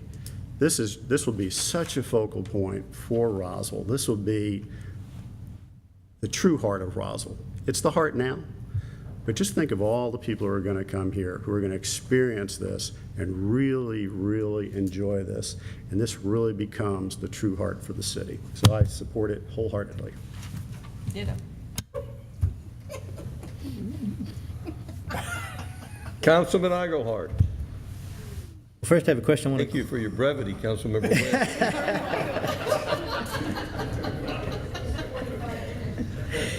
I did want to clarify exactly what we're voting, because to me it seemed that having the budget inclusion of money to do a plan kind of says we're moving to the next step, and I was comfortable with moving that to that step. But when we having a lot of these things we just haven't answered, and we know they're unknowns for a lot of good reasons, are we saying, well, then we're just approving this plan? Or I think we said before, we're going to go through a process and we'll have ultimately that's something that we'll be approving at some point. So what is it that we are doing tonight as opposed to more than just the budget? I have asked council to if we can reach a consensus, or at least get a majority vote on elements of a plan, so that when this goes out to the architect, he will know the scope of the project. We're trying to get a scope of a design. It's not a final design, it's not the approving construction, but when you go to the, what phase are we? Are we to the point of that we have a consensus on a scope of a project, or are we still not there yet? And I'm trying to get from this council through a vote to see if we've got a majority to approve a scope. It's a scope of a project, because if we don't know what the scope of the project is, it's too early to send it to the architect. But what I'm hearing is, that I think we're pretty close to getting a majority to support the scope of the project. And I guess I'm more comfortable after some of the discussion we've had, because to me, approving something that we don't really have a plan on other than a drawing here that has some elements, I'm less comfortable in doing, because this is a very public property that we really didn't put out a public notice, even though there's been all the things through emails and things, but couldn't go into a paper or the other things for people to know that we were going to vote tonight about making this plan. So but I did say we should include it in the budget, so I was comfortable in moving forward with the steps to come up with that plan. So I still am there on that. But I do think there are a number of things we can work on. I think that we've said that tonight. The town square is an open space, and it's green, yet we've all complained about how things aren't happening around it. So just putting green somewhere doesn't make something happen. So I'm glad to hear that we want to look at how to activate the space and make it something that can go further than just being that space. Obviously there are concerns about the maintenance of that we'll be adding, and then paying to add shade screens when we have trees now to be shade. That is humorous to me, but I understand the point.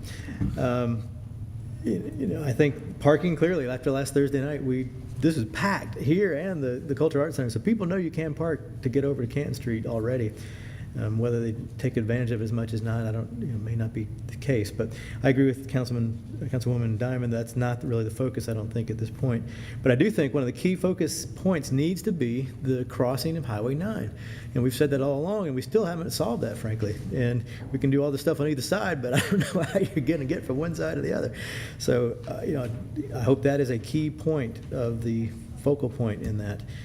And I do appreciate the DDA trying. I know they've done a lot of work on trying to make things happen through this.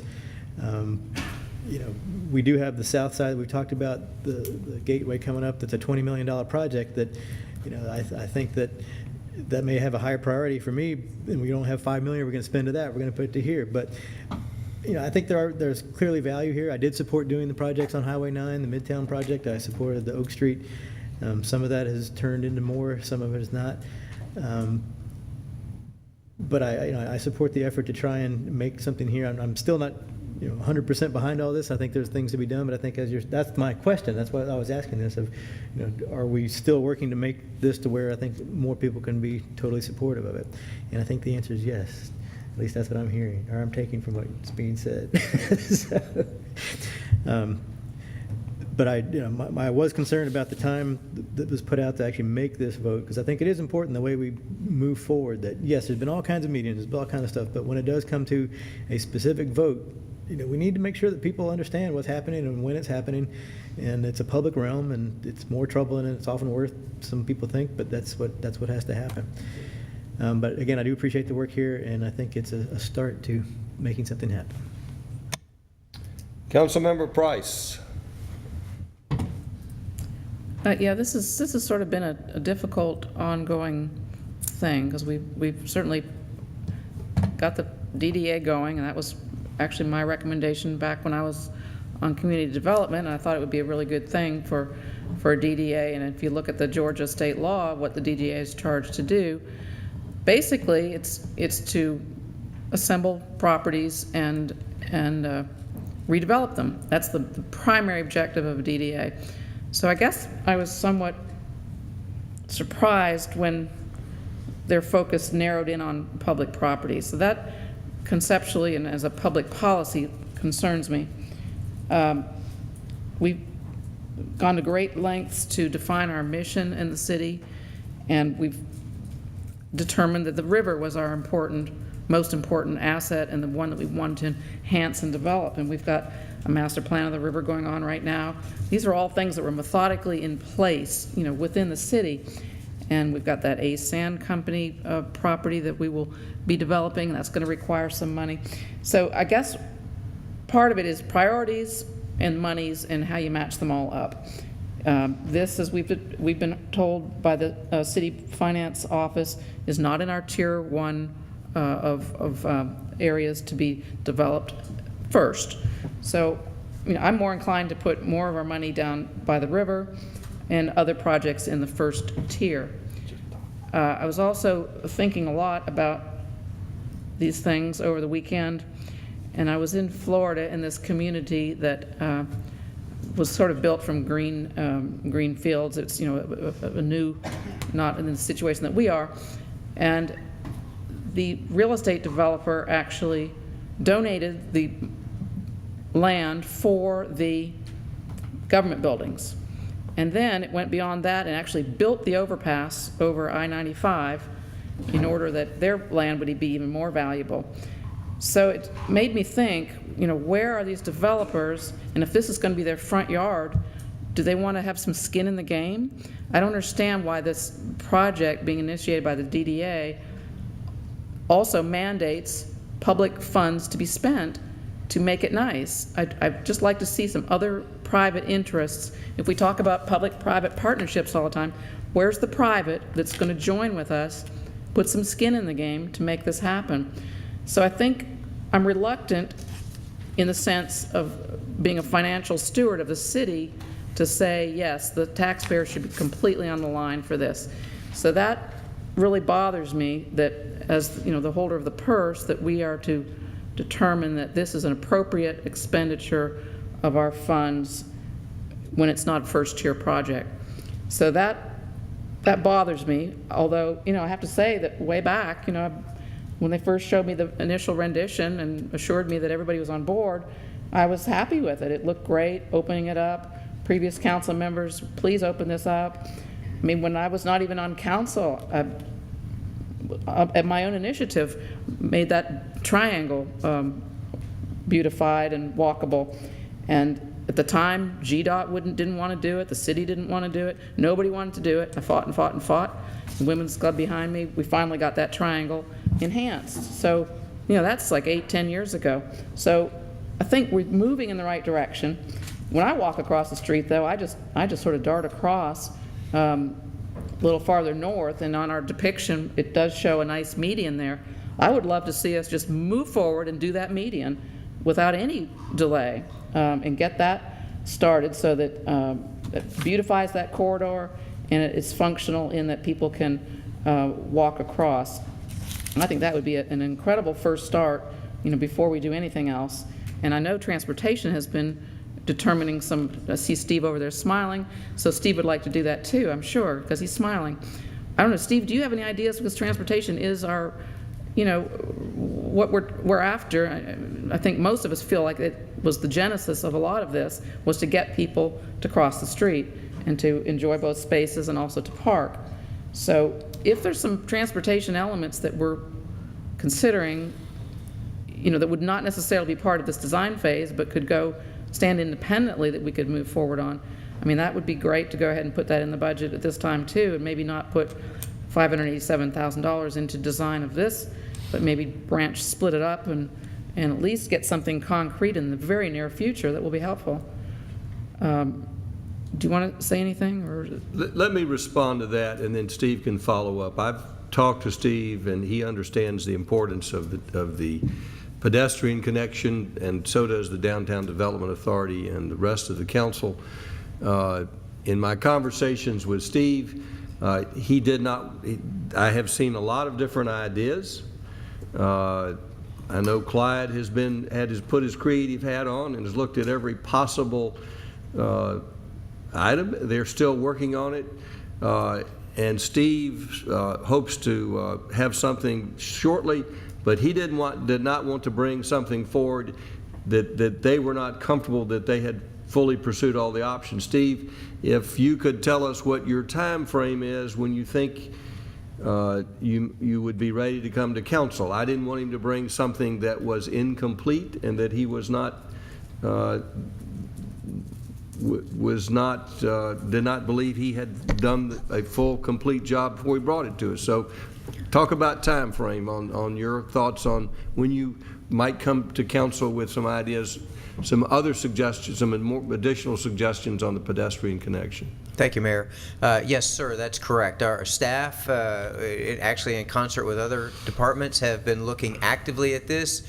We felt like our role right now is to be supportive of the DDA and to let this process move forward. We want to make sure, you know that we have come forward with some other ideas sort of on our own, but none of them were ready for prime time. None of them ready for prime time. And so what we have done as a staff is we've looked actively at this plan, and if it is the will of this council to move forward with this plan, what we want to do is come up with projects that will be in harmony and in concert with this plan. And that's what we are doing. And so the quick here answer, was the question. Soon. Can you give me a better definition of soon? Very soon. All right, very soon. I mean, Mayor, what we anticipate doing is if the council wants to move forward with the design. Let's assume if the council votes tonight to move forward with design, and I'm not going to, and you move ahead full speed, when do you think you would be comfortable in coming forward to council, as we've said, with some alternatives? 30 to 60 days. 30 to 60 days is soon. All right, thank you, sir. Yes, sir. Does the council have any other questions for Steve? Are we talking about major alterations to the road or vehicular traffic inside City Hall, or We what? have some really good concepts, but again, what we want to do is let the DDA's design for. We want to work with whoever the DDA hires as a designer, and then we want Well, actually, it will be the city hiring someone. City hires the design firm, whoever the design element is. We would like to be the transportation element of doing that, and we have some short-term, really quick fix concepts we'd like to bounce off, and then we do have a couple road realignment things that are not as intense as the other intersection project. Is it fair to say they go from simple to expensive and a full range of ideas? Yes, sir. It's fair to say. So y'all have looked at, I explored all possibilities, and you want to come forward with the council with your pick of the best. Yes, sir. With a range of options. From simple to with a range of options. A range of Simple, options, a range of expensive to less expensive. Yes, sir. That's exactly right. Long term to short term. So Right. that's the best I can tell council is they will be creative. They will give you lots of different options, and ultimately you will decide. But 30 to 60 days. Yes, sir. Councilmember Price. Well, that begs another question. If in-house we're having some transportation solutions, in-house, do we have any landscape solutions? Landscape. That's not a question for you, obviously, but I'm just asking in general. And we have several landscape architects on staff, do we not? Community Development has a landscape architect, and Parks and Recs has a landscape architect. So we are. Have we seen anything from them as Well, input? I don't know that they've been actively engaged in those sorts of things, really. They haven't been charged with designing a city green. It'd be nice to see their input, seeing as we're paying them to be They are very architects. creative, and I'm sure we can tap into that at the appropriate time. So the appropriate time is what, after we Well, we will After we entertain. award a contract for I will- $587,000 to after- somebody else? After we hear from council, we'll entertain a motion. There's a budget. If this council approves the previous amendment to this budget, which added about $500-something thousand, that goes beyond in-house work. If the council doesn't approve that budget, we may go back to a Plan B. So a lot depends on the vote of this council, is how we move forward. Any other comments from council before I entertain a motion? Yes, Councilmember Diamond. I'm not going to belabor this, but I think there's a misconception about the DDA's role in this. If you remember, we had the Historic Gateway Master Plan that brought to our attention that we were missing a real opportunity in pulling this whole area together by using this area out in front of City Hall. At that point, Transportation vetted it out, came up with a really cool idea, and we said, yeah, this is really interesting. How do we know if it gets us to the pedestrian part and the connectivity that we want? We know it's a transportation option, and it's cool in that way. How do we know this? Well, we have the DDA with professionals in that arena. We went through a vetting process. We awarded them, I think it was $40,000, to go and study it and come back with a recommendation. They didn't just suddenly just say, we're going to go landscape the backyard. They had a very specific charge from us to go and look at it and come up with something that would accomplish the goals that we were looking to accomplish. And it is more than a landscape project. It is more than a parking project. And it's not, there are not a lot of people in the world who can design a field. There are not, there are a lot of great cooks who open restaurants that flop. But there are restaurateurs who can make any kind of menu work in a great restaurant. There's a difference when you design a field. And for all of us to sit here and come up with this piece and that piece, it concerns me, an animal by committee is not a good thing. So I just want to clarify this. This is not the DDA going rogue and getting out of their lane. This was something we asked them to do, and we gave them the money to do it. Thank you.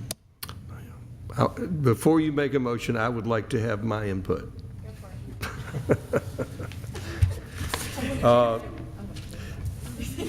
I want to assure all of the council members that the pedestrian connection is a big part of this, and that's what Steve and I have discussed this.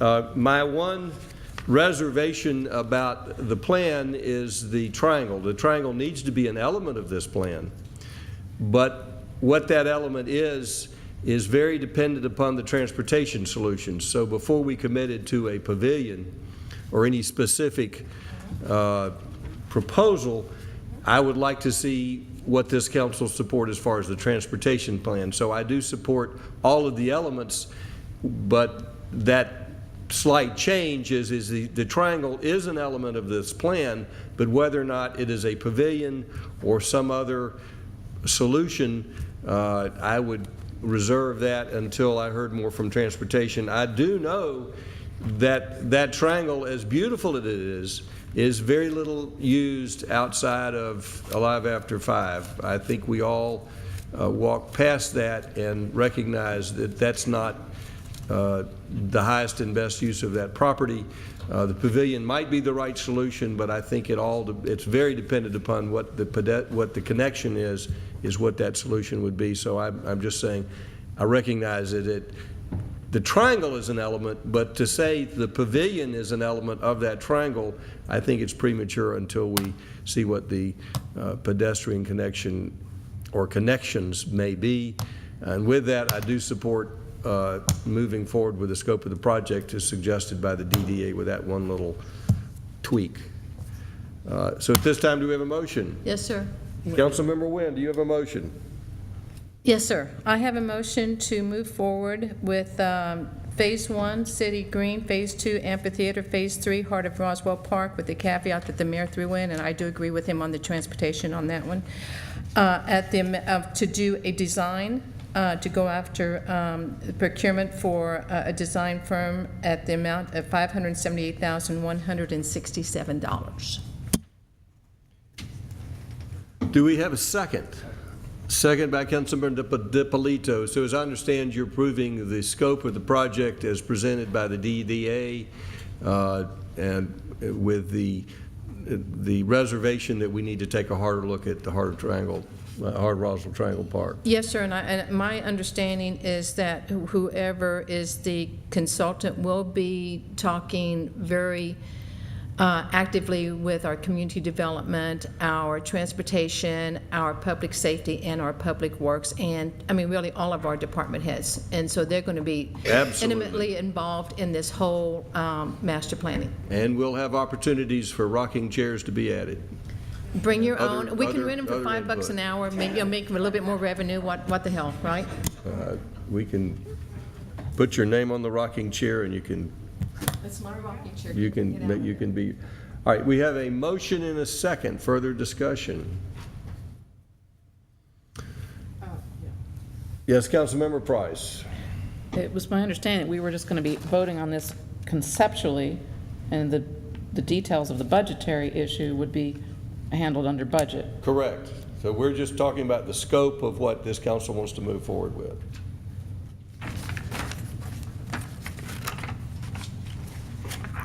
Well, I guess I'd like to make a substitute amendment that we proceed in concept with phases 1 and 2. If you could be more specific when you say phases 1 and 2. That we do not include the Heart of Roswell in this discussion as yet. Given that the Heart of Roswell, it already exists and nobody goes and sits there, so I guess it's really sad to think that if nobody sits there, we're going to build all this over here and nobody's going to sit here either. It's a frightening thought, but in any case, I think because the transportation elements are so unclear that I just hate to give somebody carte blanche, but then again, that's a budgetary discussion, not a conceptual discussion. So I think for conceptual discussions, I'm fine with the whole thing. But if we're going to drill down, which I guess we can do now or in the budget, I would just want to do phases 1 and 2. Phases 1 and 2 being City Green and Amphitheater. the City Green and Amphitheater. Is that the comment? Correct. Is there a second? Motion fails for lack of a second. Any further discussion on the main motion, which is to approve the scope of the contract as described by Councilmember Wynn? All in favor of Wait. council? Yes. We're not approving a contract at this No, point. concept, I apologize. Concept, okay. Concept. All right. Mr. Mayor, if it makes everybody more comfortable, I can amend my motion to withdraw the amount of monies and just vote for the concept. Is that what we want to do? Yeah, we're not approving the amount of money, just the scope. I'm of the just saying, yeah, but the funding would be this amount that is what we would need.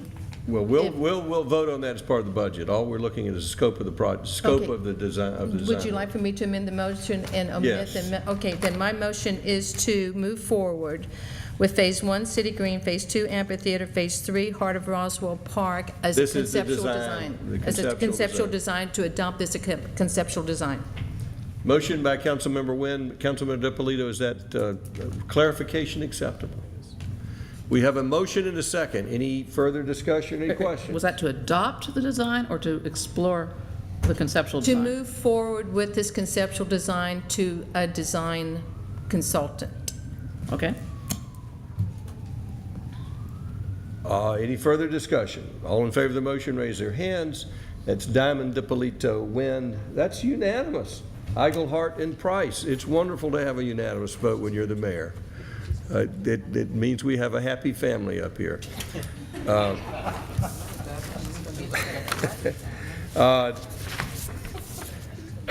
We're going to take a 5-minute break.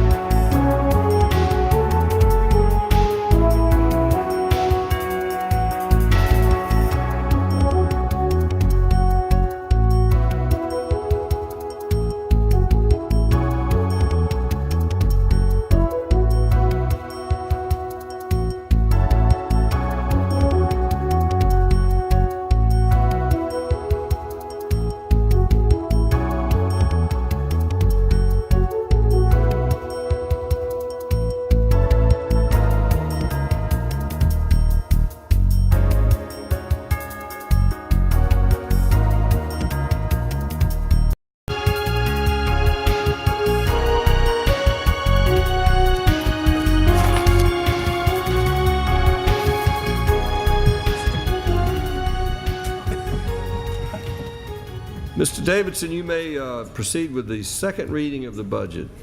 Thank you. This is an ordinance adopting a budget for the fiscal year 2015 for each fund of the City of Roswell, Georgia, pursuant to Article 6, Chapter 6 of the Charter of the City, beginning July 1st, 2014, and ending June 30th, 2015.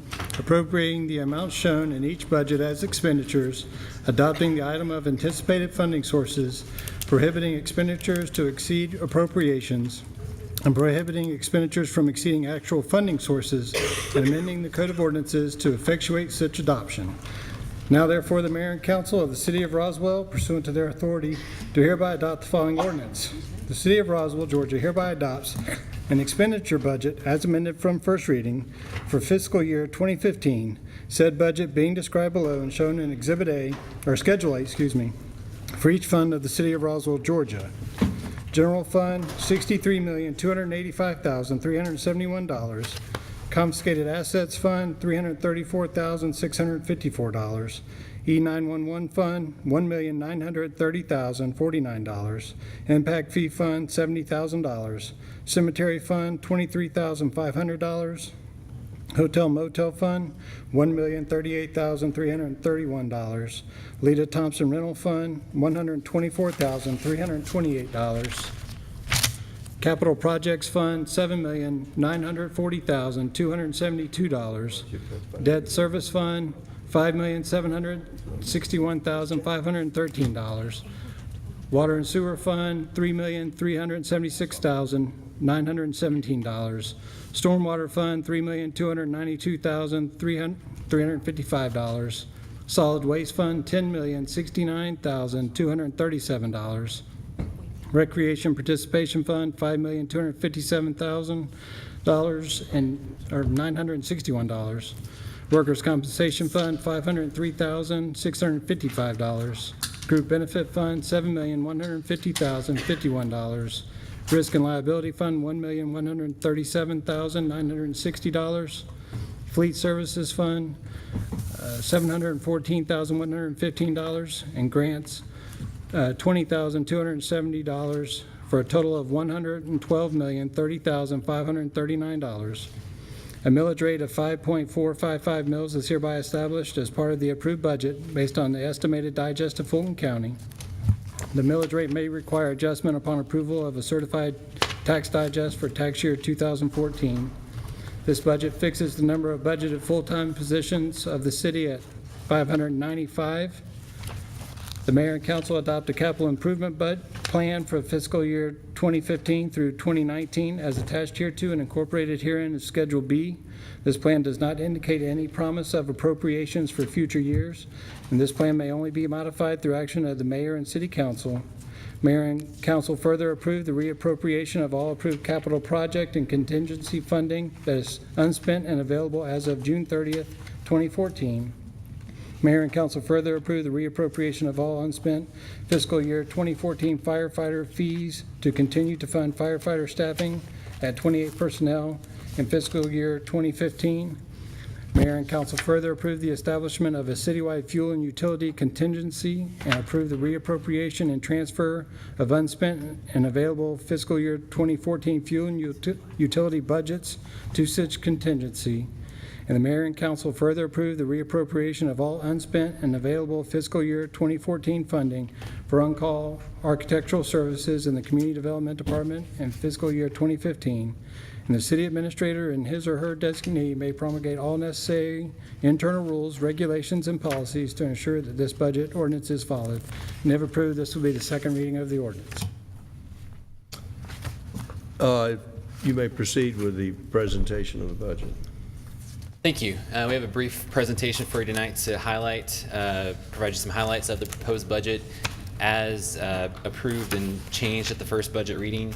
I will also give you some highlights of the budget ordinance as well as go over some of the add-delete proposals. Just to recap, the FY 2015 proposed budget does maintain our budget principles. The budget is balanced using revenues that are greater than our operating expenditures plus our maintenance capital. Our reserves were used only for one-time capital. The budget maintains a reserve of greater than or equal to 3 months of our operating expenditures. There is no increase in the combined property tax rate, and the budget maintains the current level of services. Some other specific highlights of the budget. As I mentioned, revenues exceed our operating revenues exceed our expenditures. There is no increase in the millage rate. The budget invests about $3.7 million in capital projects. and it includes a merit pay increase for employees averaging 3%.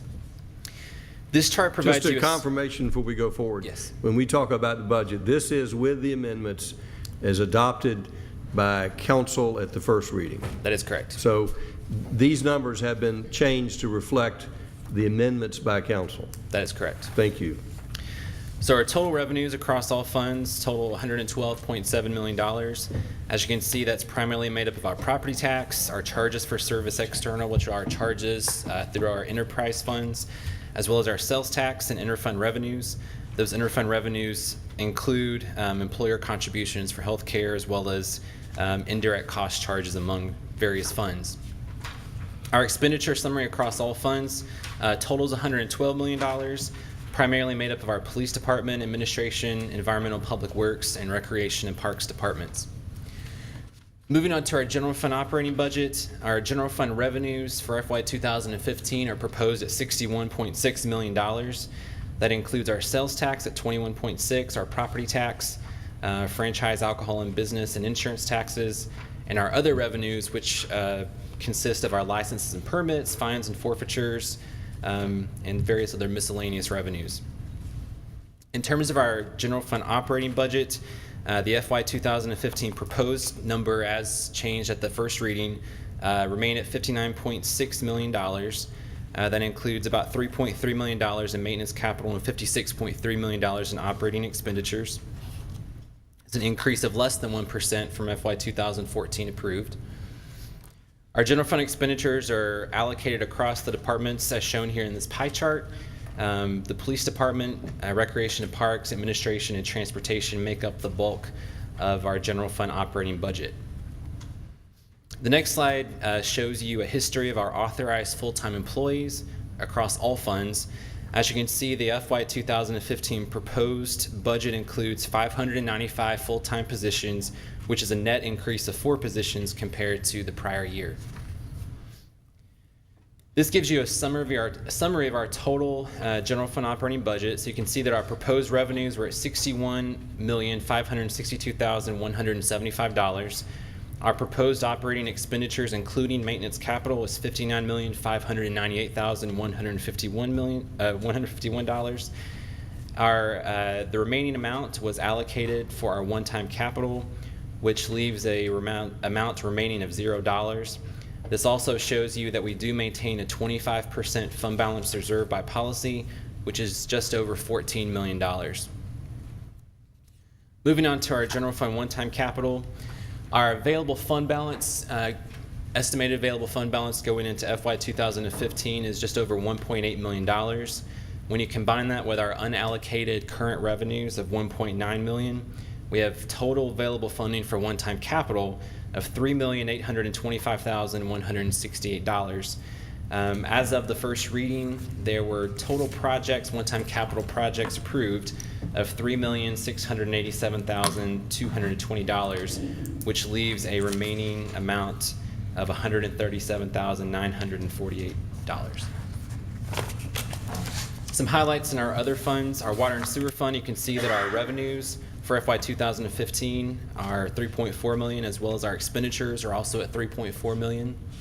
Our stormwater utility fund revenues of $3.3 million, as well as our expenditures at $3.3 million, which includes a $1.4 million in capital projects for the stormwater maintenance capital. Our solid waste fund revenues are $10.1 million, as well as our expenditures.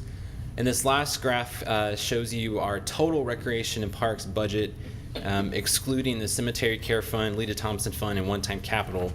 You can see that the total FY 2015 budget is $15.54 million and is made up of the general fund support, as well as recreation participation fund revenues, and a portion of that using reserves within the recreation participation fund. These are our unfunded requests as of the first budget reading.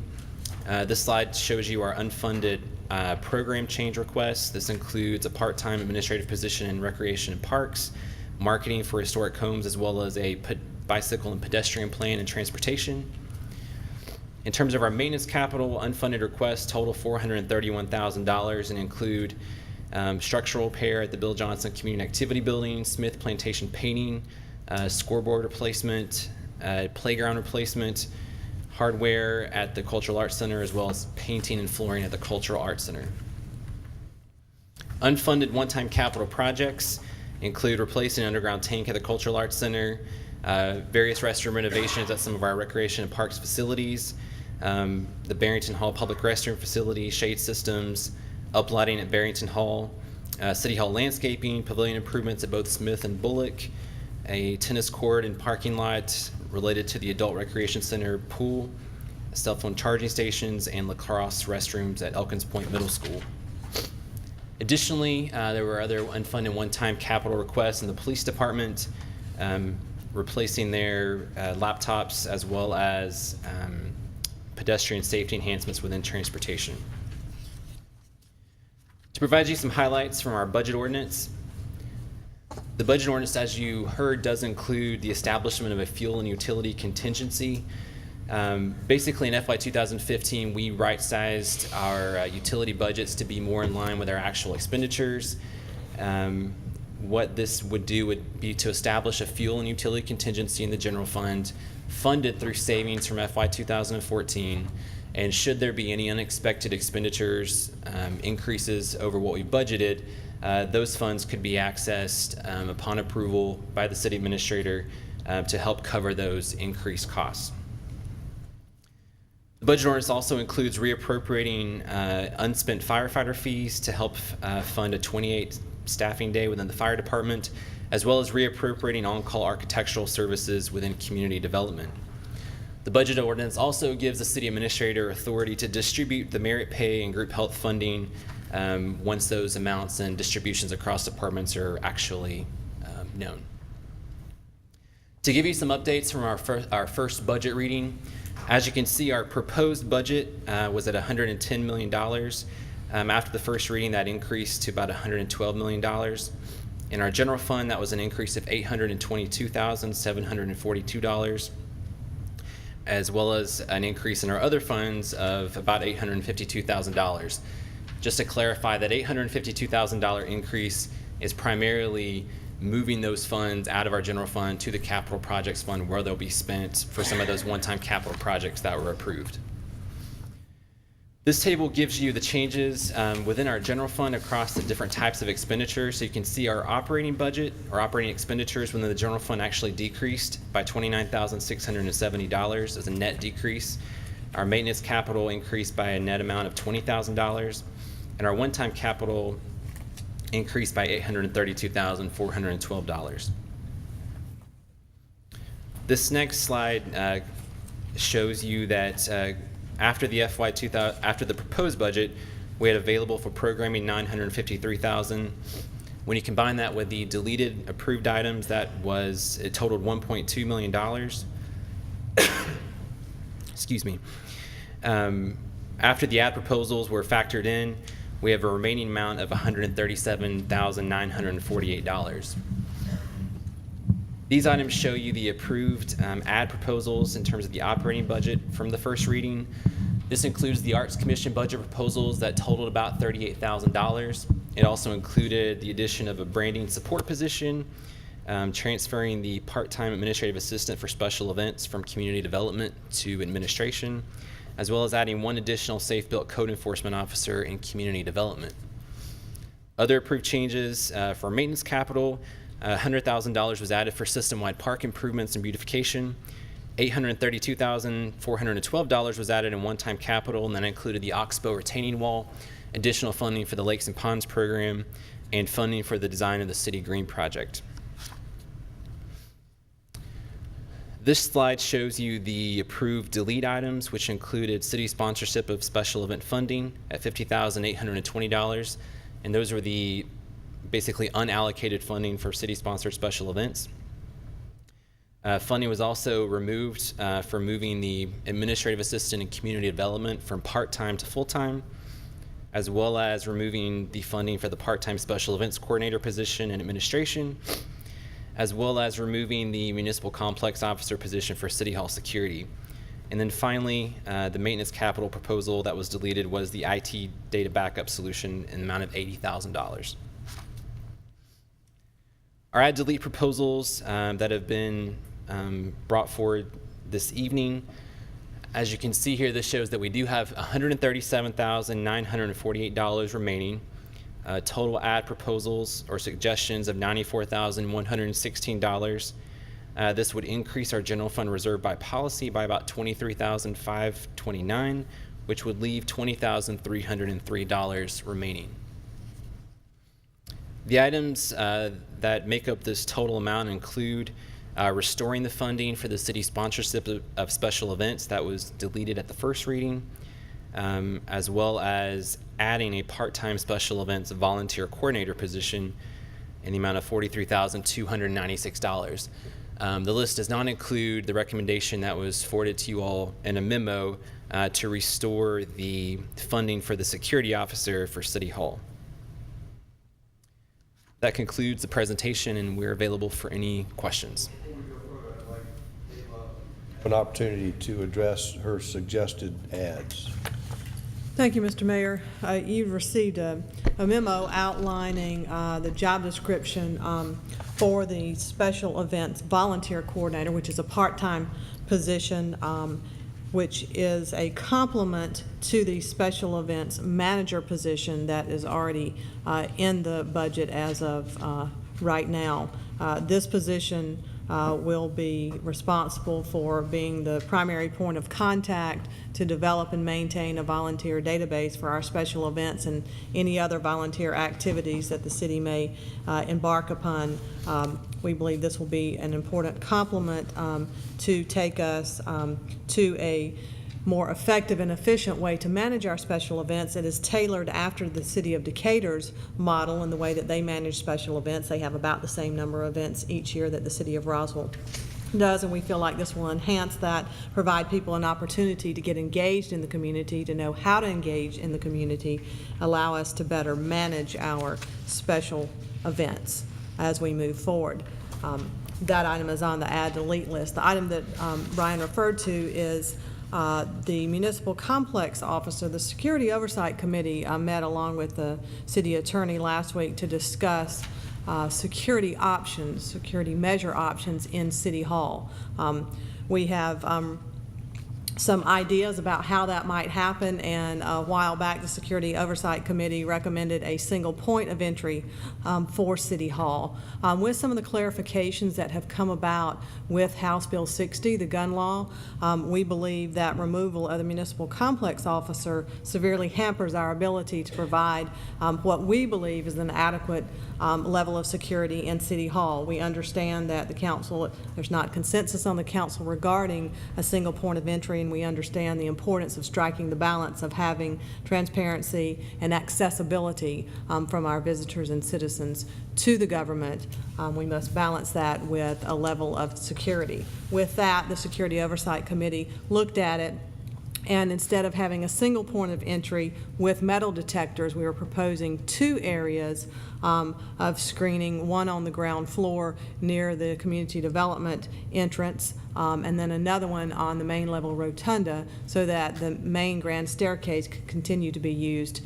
People could exit out any door, but the entrance would be those two. This would allow us, in our opinion, the ability to provide a better visitor experience, to basically welcome and greet people to City Hall, give directions, answer questions, and also provide an increased level of security for our visitors as well as the people who work in City Hall.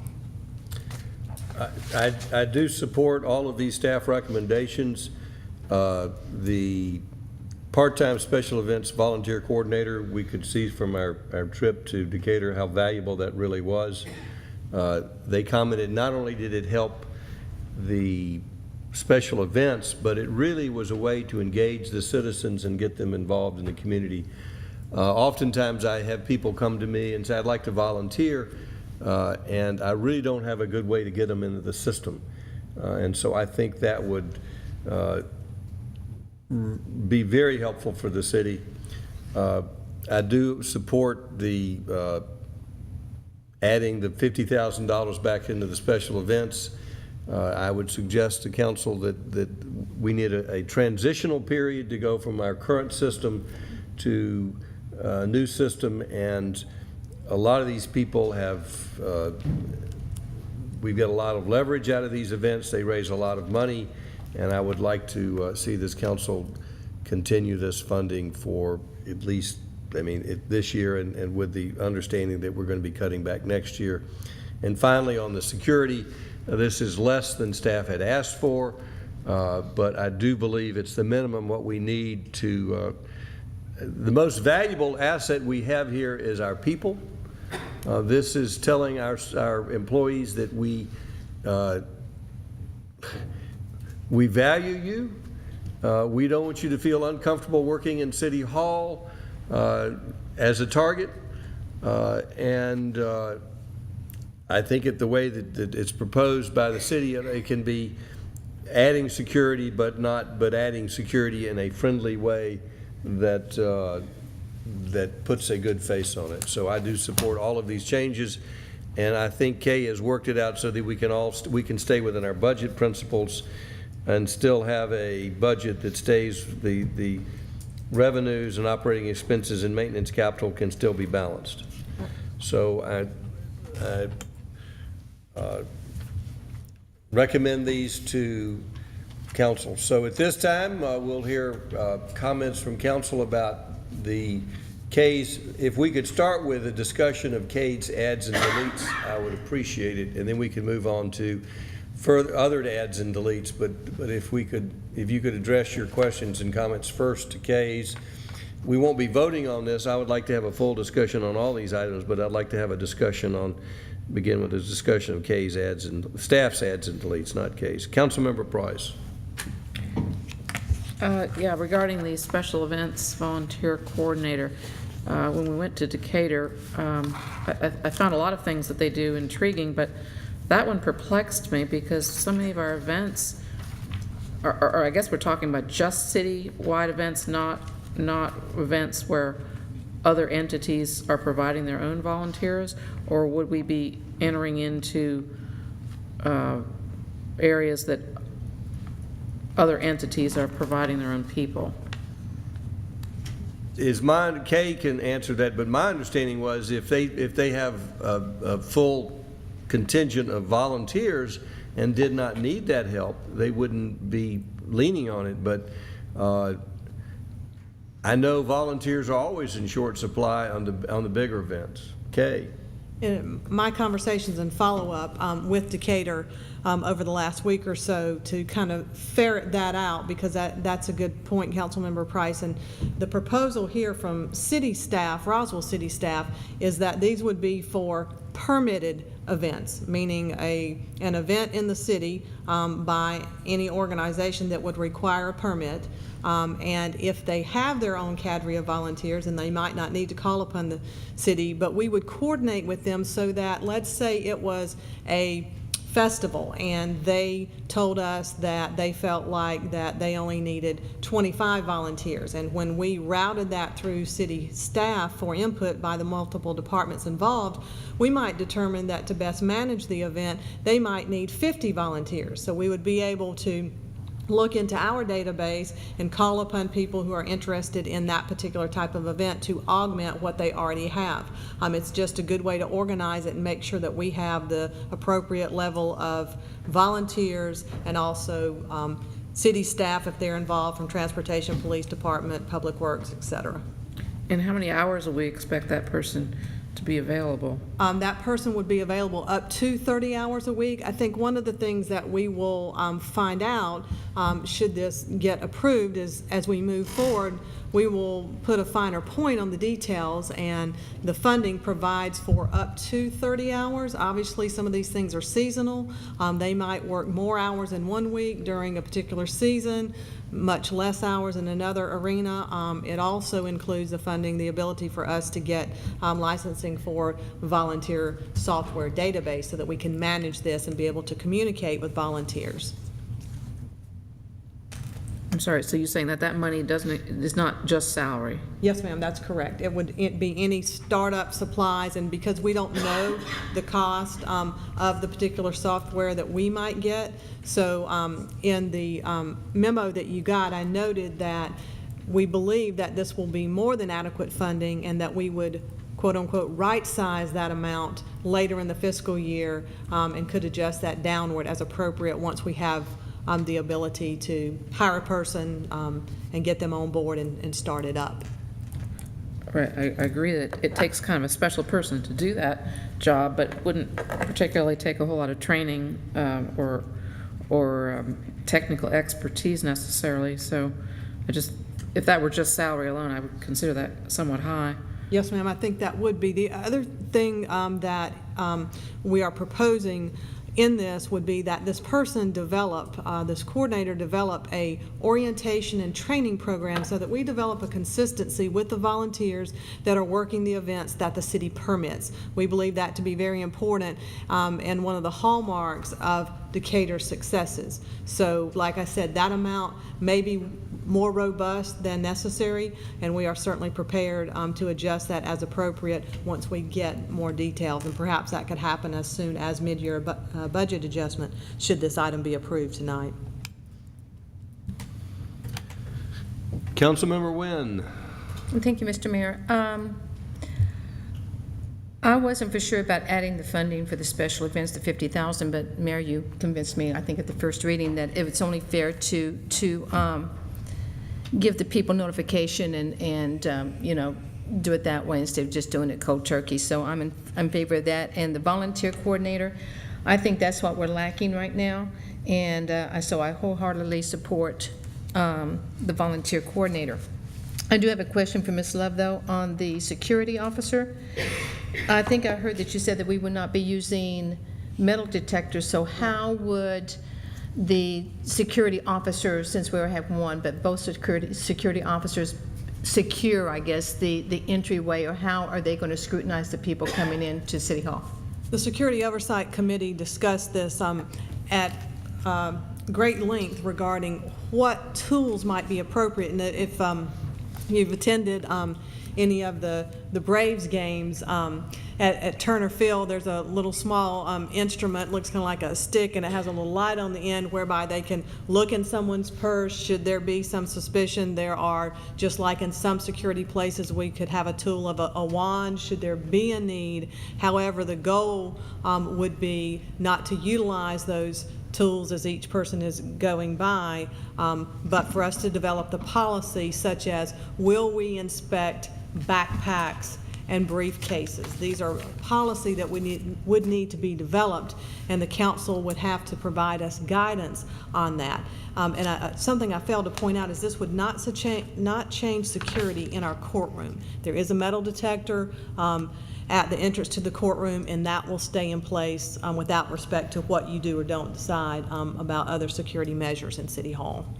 Okay. Am I assuming then, if this is approved, that the hiring of the security officer would not become effective immediately, but wait until we do the policy? Correct. The Security Oversight Committee has a few ideas about how we might, some options about how this might work. But we didn't get into that detail until we know, is this something that's going to be supported by council? Then we would be coming back through the committee system with a policy to align ourselves with exactly what does this mean. So it would come to committee for the mayor and council to look at and then move it forward if this is deemed necessary.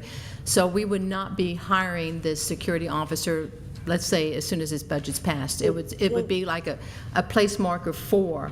Well, we would like to, excuse me, I didn't mean to interrupt. We would like to go ahead and hire the security officer, if nothing more than to have eyes on the ground and at the floor related to how we implement elements of screening, whether we're going to look in someone's bag or not. Then those policies need to be approved by the mayor and council. But we can utilize a security officer just by being the visitor, the greeter, the information gatherer, and just to have eyes and ears so that if there is any suspicious activity, then they can act upon that. That's our recommendation. However, if the desire is not to hire the person until all those policies are in place, then obviously we will abide by whatever the council decides. So what I'm assuming then, what I'm hearing, Ms. Love, is that when Chuck, our security officer now, because he has more duties than just our city hall, he does Smith House, and that the other security officer would be kind of an overlap, so we would always have somebody in City Hall. Correct, and there are... Until we establish a policy. Right, and there are peak hours, so at certain times Chuck's in certain areas of the building, obviously the morning time, or when we're having meetings, public meetings, we have more people entering City Hall, so those routines would be developed just like they do now for the one individual that we have. Well, Mr. Mayor, I don't know how the vote's going to come down, but I do support adding the security officer. I think that our Security Oversight Committee, that's how come we have them. And I think that our city attorney has probably turned the HB 60 law inside out and over and under, and probably called more people, and they probably say, "You're calling me again?" So I think there's been a lot of research done, a lot of debate, and I really thank you all for doing that. And so I will be supporting or making a motion to add the security officer. Councilmember Diamond. Well, that was one of my questions, was will we have that committee discussion and policy ahead of any hiring of somebody, and so I appreciate that.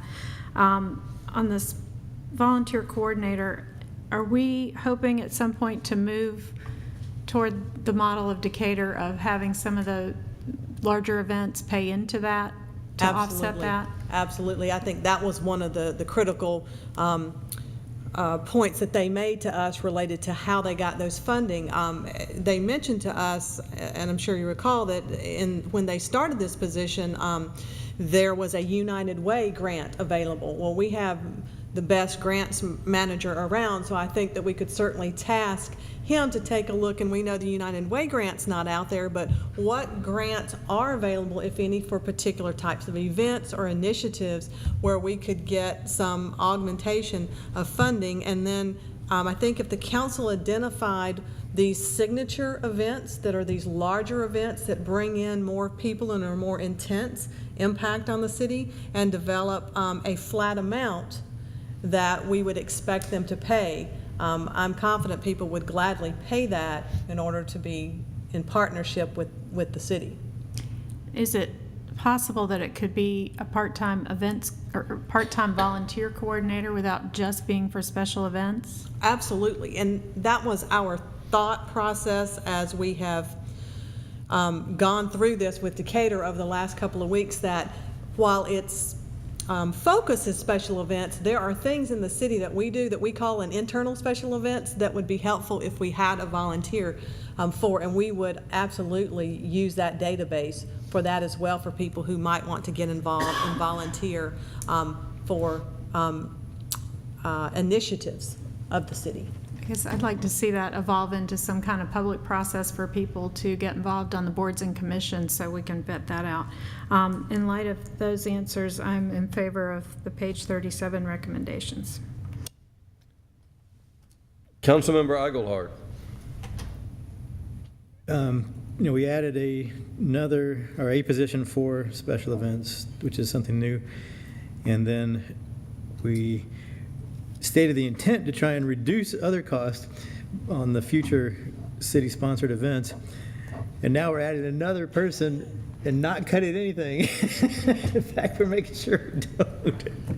So, like any good government, we can add the stuff, but we can't cut it. But I do understand the intention. One exception, Councilman Eichelhardt. We are balancing our budget. Okay. But I'd actually, having said that, I will agree with the idea, because I think, we have people who are making budgets that are, already into their process, and to suddenly sell them, I'm sorry. I think it is legitimate to continue to this next fiscal year to help that, and then they know already that that will be the last time.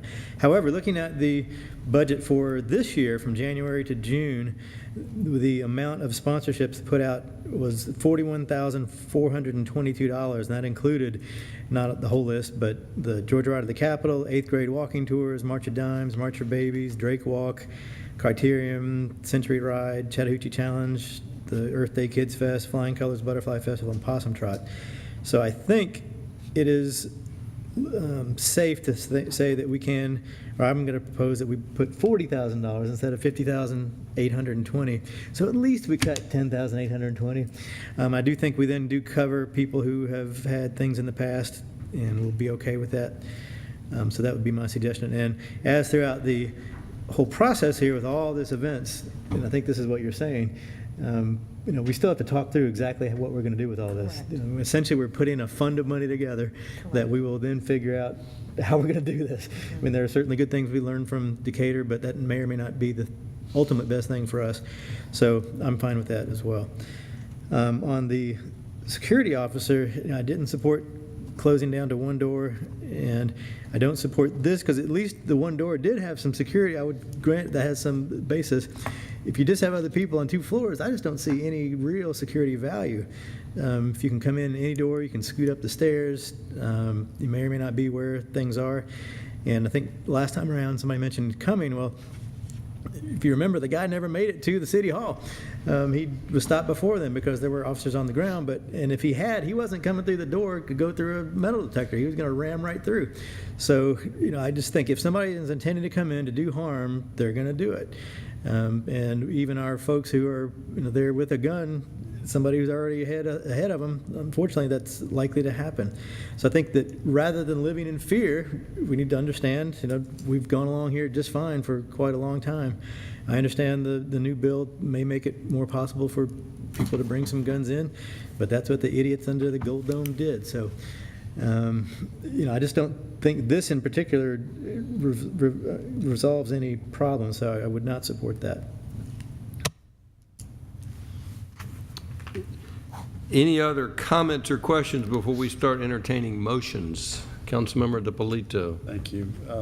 Ms. Love, with respect to the special events, just so I understand what the proposal is, it's to have a manager, a special events manager, a special events volunteer coordinator, or let's call it a volunteer coordinator at this point, and then a part-time permitting manager. So we'd have those 3 positions that really handle special events? That's correct. Okay. All right, and as council member Eigelhart mentioned, we'll probably have some more discussion on this and how we really frame it all out. Okay, thank you. As far as the security officer, I did not support going down to a single point of entry. I'm somewhat intrigued by the 2 points. I think that makes sense. I still don't really understand how, is there going to be a physical presence at each of those entries at all times?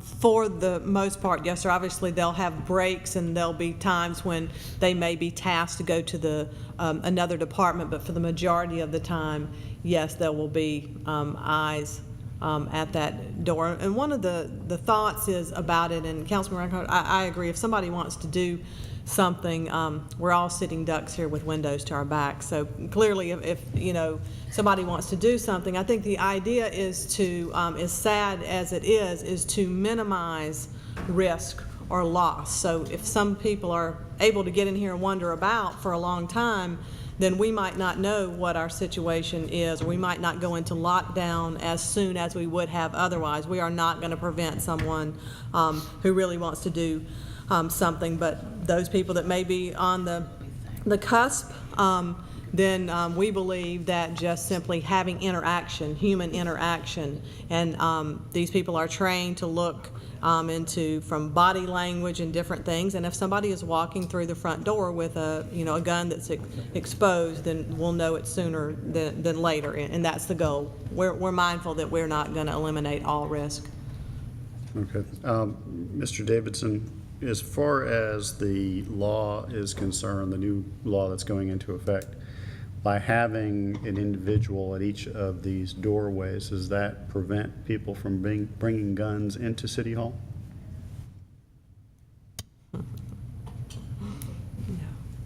It depends, really. If it's a restricted access, then it would. In my opinion, here at City Hall, it would provide screening. It doesn't say what kind of screening. So, an officer looking at somebody coming in could be considered screening. So, if we have 2 entrances and 2 officers screening individuals, either by eyeball or with wands or looking in purses, then I think it would. Okay, because to me, that's an important factor in whether we want to fund this, because our biggest concern about, or my biggest concern, is that with the new law, anybody with a carry permit can walk into City Hall with a gun.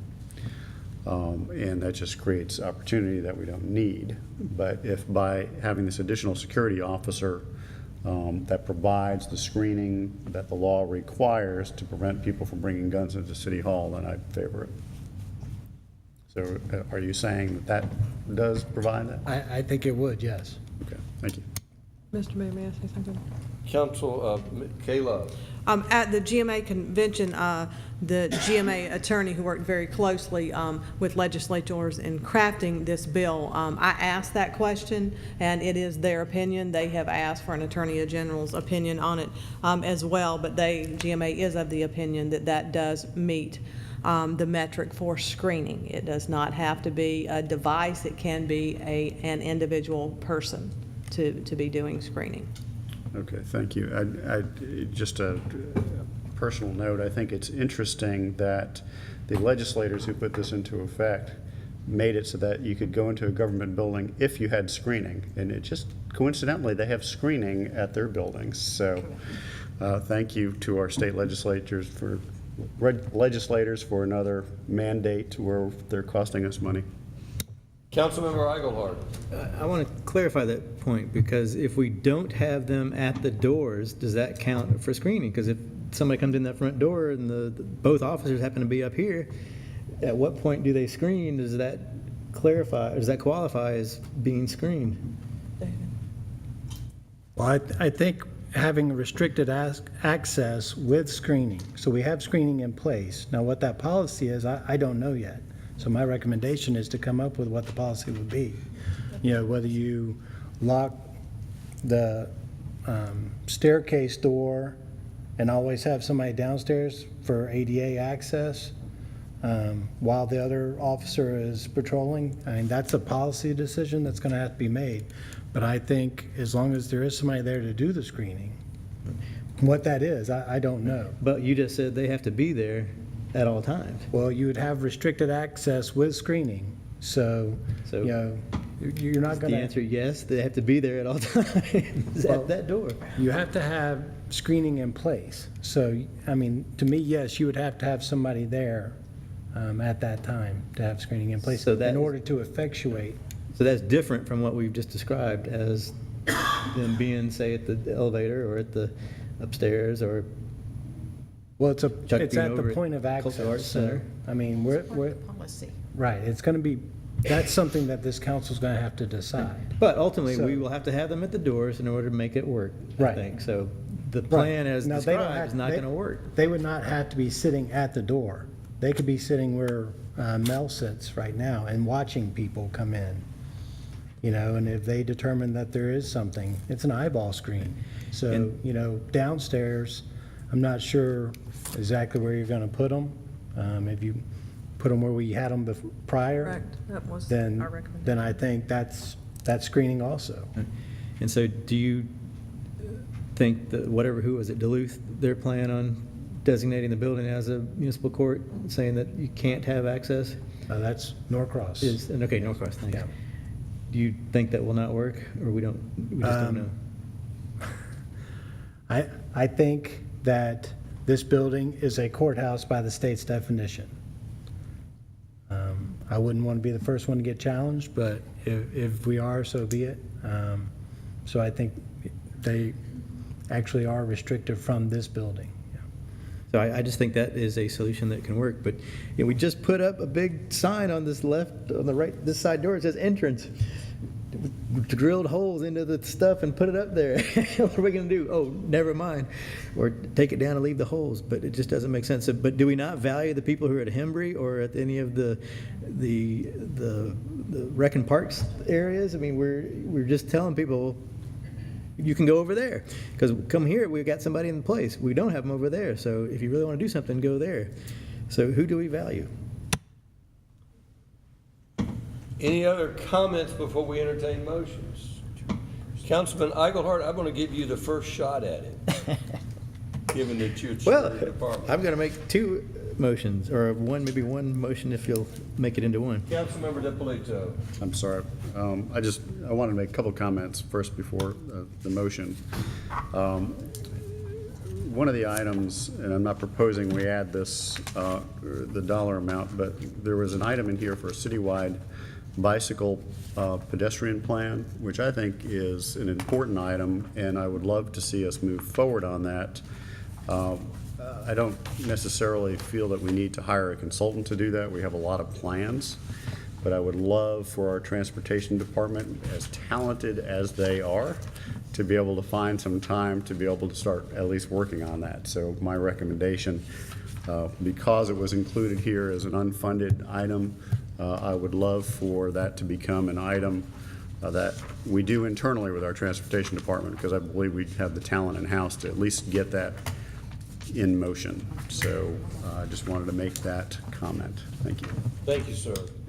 Councilman Eichelhardt, this is what I would like is I anticipate other council may be adding things. What I'm looking for is a motion to whatever items you would like to add, and if there are any items that aren't currently in the budget that you'd like to delete. If I'm looking for any items that you would like to add to the current budget, or any items that you'd like to delete from the current budget. Yes, sir. The two items to add are the staff recommended items we've been presented. Number one is add funding for city sponsorship of special events. However, I would make that at $40,000 instead of $5820, and Ryan can figure out what that 25% is, 26 something. That's the first, and the second would be to add the part-time special events coordinator at $43,296. There is a motion to add the $40,000 to special events and the $43,296 special events coordinator by Councilman Eichelhardt. Is there a second? Second by Councilmember Nguyen. All right, do we have any other adds or deletes? Councilmember Nguyen.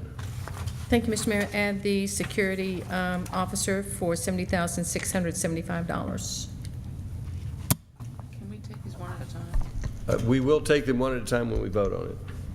But I'm just trying to get the items in which we're voting on. So it's 6,000, what was the total for the? $70,675. $70,675 in the funding proposal as set forth by our city administrator. So I've got 3 adds now. Any other adds or deletes? Councilmember Price. I'd like to, I think, was the motion on the special events dropped to 40,000? Yes.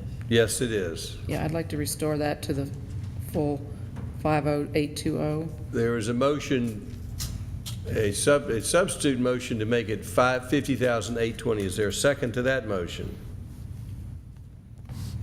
Fails for lack of a second. Mr. Davidson pointed out in my motion by Councilmember Nguyen to add security officer at $70,675. I did not receive a second. Is there a second to that motion? Second by Councilmember Diamond. Any other adds or deletes from this budget? Councilmember Price. Only if the security officer line item passes, I would make up the deficit with the alteration in the design for the City Green project, to make up the deficit from that, which would be... So if it doesn't pass? No, if it does. If it does pass? Right. Well, let's see if it does pass, then I'll entertain another motion if it does pass. Okay. Any other adds or deletes? All right, so first I'd like a vote on the $40,000 for the city sponsorship of special events funding. All in favor of adding that $40,000? That is unanimous. The second vote is on adding $43,296 to the part-time special events coordinator. All in favor of that motion? Councilmember Price, are you voting? I'm thinking. That is unanimous with the exception of Councilmember Price, who's thinking. I'm thinking.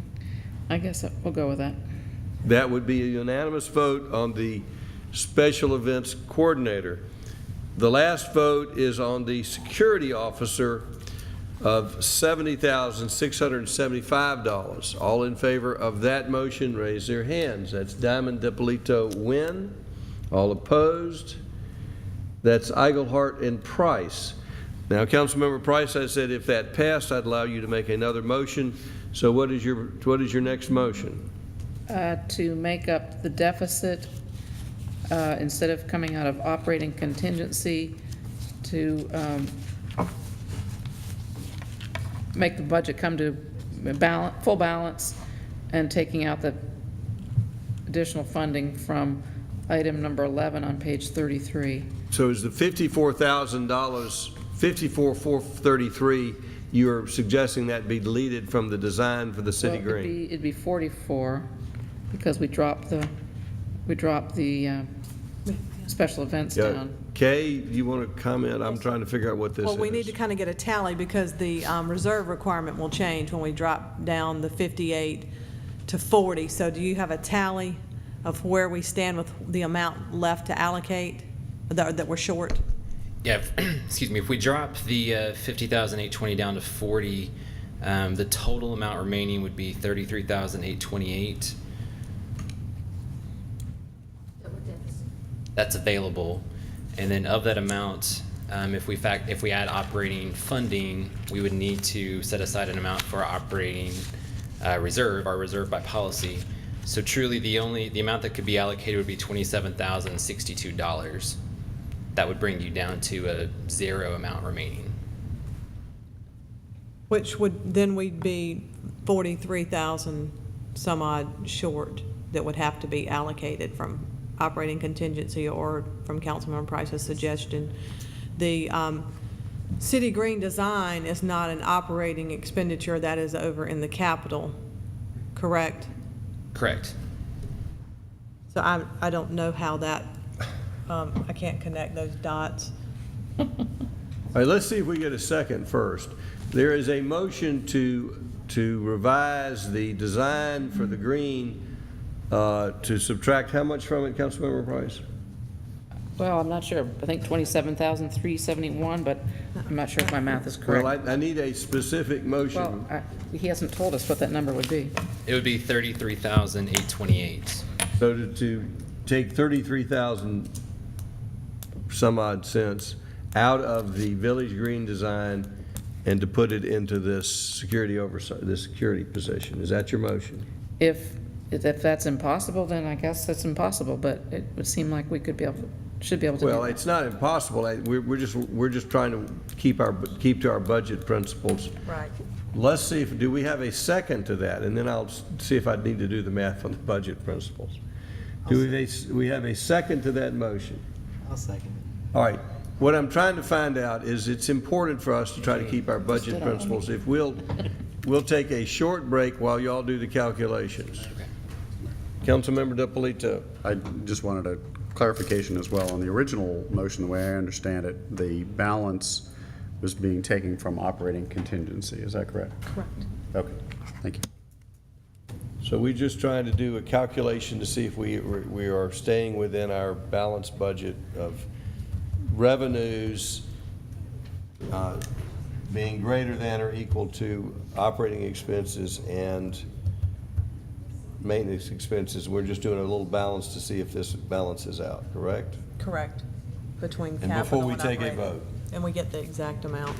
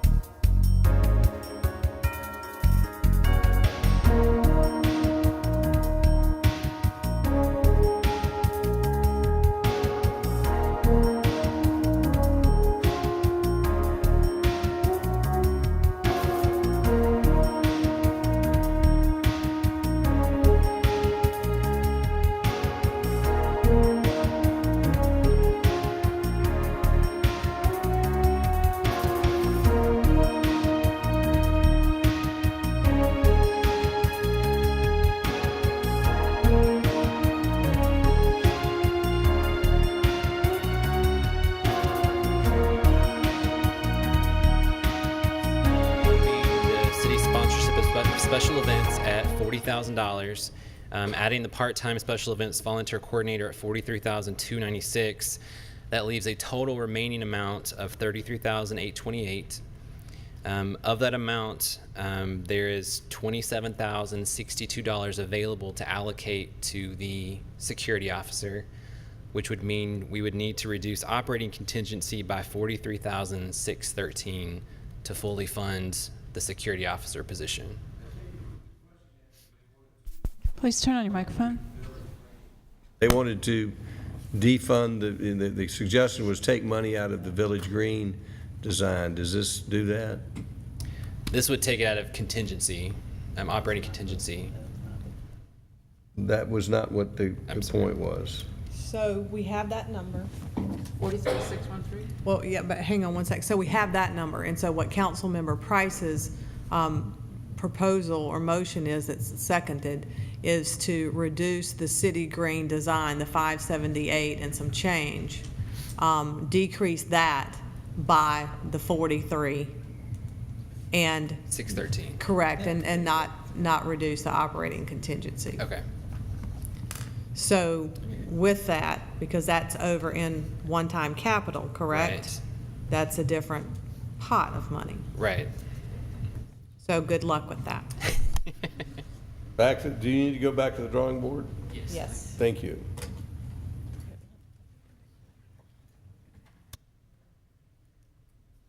Just for the record, that would leave, if it can be done, it would leave $534,554 in the design fund. I just want to make sure we're trying to stick with our budget principles. That we have done a very good job of sticking with those, and they've stood us well. So I hope we can stay within them. Mr. Mayor, can we vote on the concept rather than crunching all these numbers and spending a lot of time? You crunch all these numbers. All in favor of the motion to reduce the concept of reducing the design budget to make this, to make it work, raise their hands. We have Price and Eichelart. All opposed? Diamond, DiPolito, and Wynn. I don't see a need to crunch the numbers further because there's not support to reduce the design budget. We have a councilman outside the same thing. It doesn't matter. It's a 3-2 vote. I'm just suggesting perhaps that we table this till next week. Is there a motion to table this? Motion to table this discussion till a special called meeting on the 30th. Motion to table. Is there a second? Motion fails for lack of a second.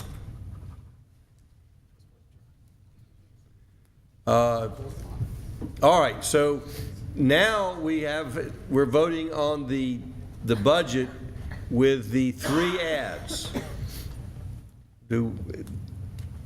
What I'm looking for is do we have a motion to pass the budget with the 3 adds?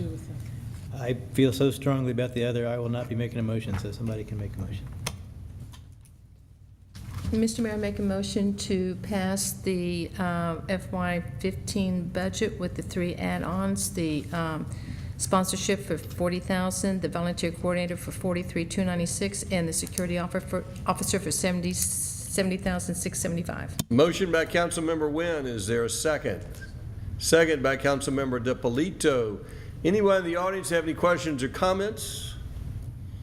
Any further discussion by council? This is a vote to approve the second reading with the 3 adds that were noted. Any further discussion? All in favor of the motion? Councilmember DiPolito. Thank you, Mr. Mayor. I just wanted to make a comment. I have been looking at the CIP, which is our capital improvement plan. Is that the right? And had asked our budget director to run some analysis. And first of all, I just want to commend him on doing an outstanding job. I asked you some hard questions, and you did a phenomenal job. And provided information in a very easy-to-read format. But I did want to point out that within the CIP, we have about $100 million in projects, and at the current rate of funding we have with the city, we would need to make some changes in order to achieve that. So just for point of clarification, you know, a lot of those projects within the CIP as drafted are really aspirational, because at this point we would have to do some funding adjustments in order to achieve that. So I just wanted to point that out. So there is a motion and a second to approve the second reading of the budget with the 3 adds that were voted on tonight.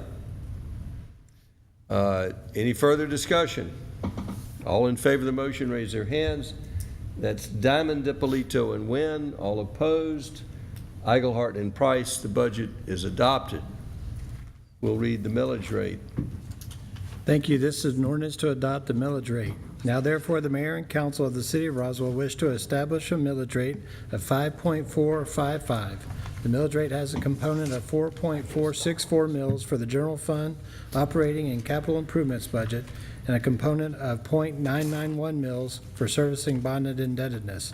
The millage rate may require adjustment upon approval of a certified tax digest for the year 2014. If approved, this will be the second reading and the third hearing. Does the council have any questions? Do we have a motion? Move to approve the millage rate.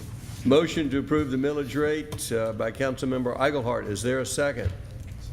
Second by Councilmember DiPolito. Any questions or comments from the audience? Any further discussion by council? All in favor of the motion, raise their hands. Passes unanimously. The millage rate remains constant.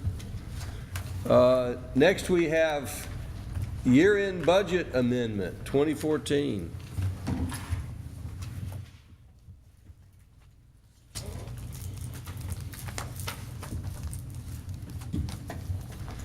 A few items that are requested in the end-of-year budget amendment as we close out FY 2014. I'll go through those very briefly. In the general fund, the budget amendment includes increasing our revenues by $411,000. This is a result of our increased building permit revenues. On the expenditure side in the general fund, the budget amendment includes adding $280,000 to our safe-built building inspection and plan review contract. As you remember, this component of the contract is based upon the amount of revenues the city collects. It's, that amount is 70% of revenues. So this is within that increased revenue amount. The budget amendment also includes moving a refund from the Fulton County election contract of $162,272 from the admin department to our operating contingency. It also includes transferring operating funding that was set aside for a lease option for the fire station number 4 from the operating fund to the fire station number 4 construction capital project. Total expenditure increases of $280,000. So the net change in the general fund is an increase in revenues of $131,000. The next item is in our federal grant fund. Here, the request is to increase our revenues and expenditures by $56,600. This is the anticipated amount of reimbursement from FEMA regarding the winter storms. For our capital projects fund, this would increase our revenues and expenditures by $15,000. This is the amount of funding that is moving from the general fund from the fire station lease option. The next item is recognizing the bond proceeds and establishing the budget for the bond that was approved just a couple of months ago. So the total amount is $5,267,713, both in revenues and expenditures. The next item is our Lita Thompson Fund. This would include increasing revenues and expenditures, primarily because of the increased utility expenditures and payments and right-sizing that budget amount within that fund. The utility payments that we receive from residents at the Lita Thompson Apartments. Next is our Workers' Compensation Fund. The budget amendment includes increasing that expenditure budget by $150,000. And this is primarily due to higher than anticipated claims expenditures. And then finally, the budget amendment would authorize the use of the contingency funding set aside for the CVB in the amount of $8,000. And those are all the items included in the budget amendment. Does the council have any questions? Councilmember Price. On attachment B, can you explain in the final column, the final number in each column, how you reconcile the revenues of 131 million and the expenditures of 174 million?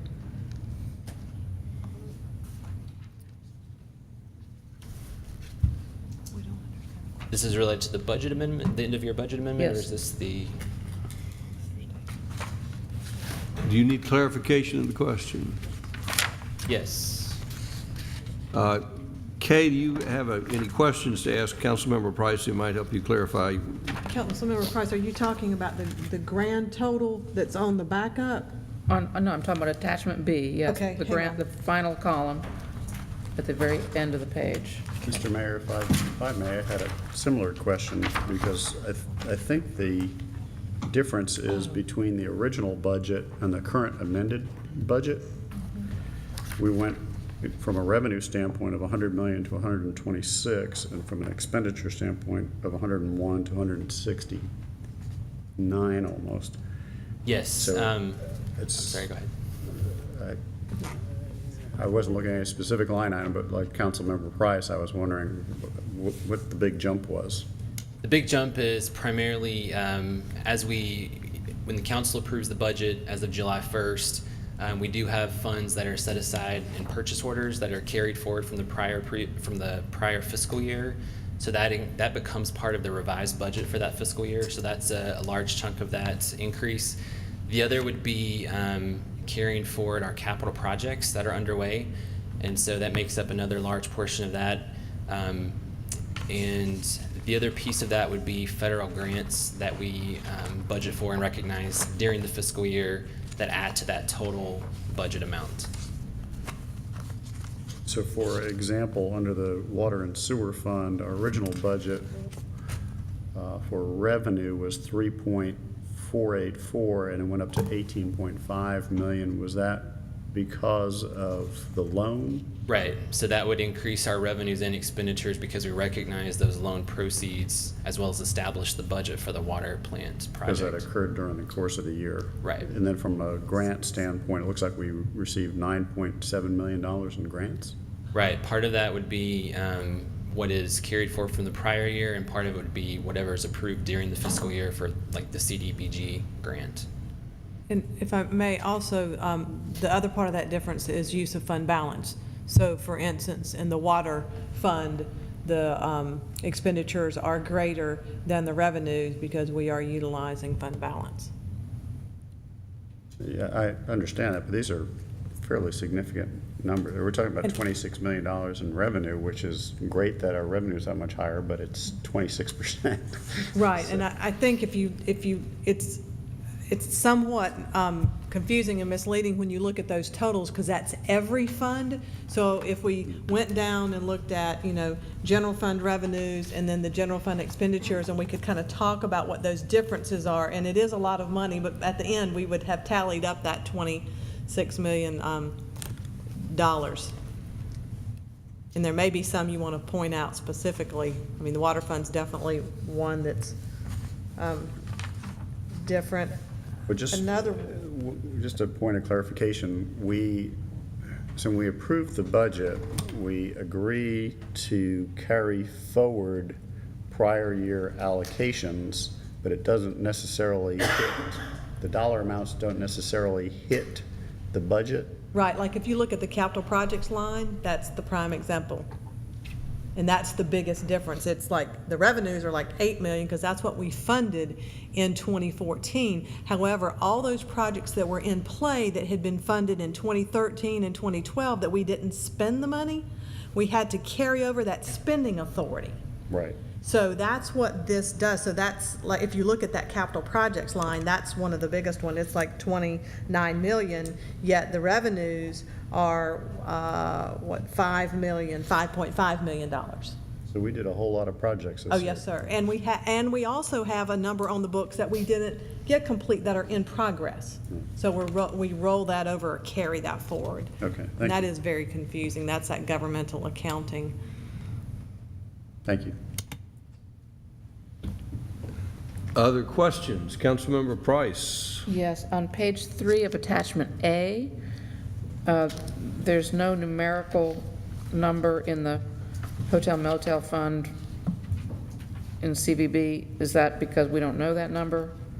That amount is already included in the budget, so the $8,000 is already approved as part of the budget, but because it's contingency funding, it just requires council authorization to utilize that funding. So we're not actually increasing the budget.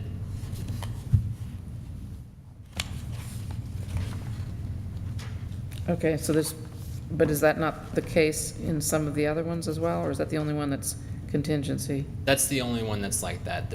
All of the other ones are actual increases or decreases. Okay, thank you.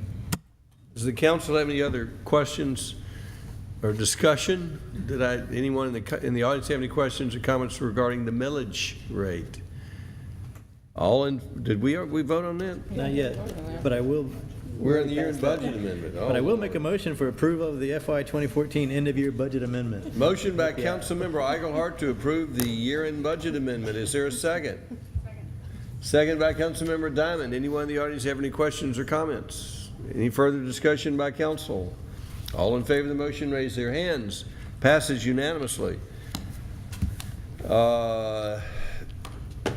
Do we have a motion to approve the reappointment of Tony Landers to the Historic Preservation Commission? Motion by Councilmember Diamond. Is there a second? Second by Councilmember DiPolito. All in favor, raise their hands. Passes unanimously. Do I have a motion to approve the nomination of Chad Hagan to the Historic Preservation Commission? Motion by Councilmember Diamond. Second. Second by Councilmember Wynn. All in favor of the motion, raise their hands. Passes unanimously. We have a city attorney recommendation for closure to discuss personnel, litigation, and real estate. Do we have a motion for closure? Motion by Councilmember Wynn, second by Councilmember Diamond. All in favor, raise their hands. Passes unanimously. We're adjourned. Thank you for passing the budget.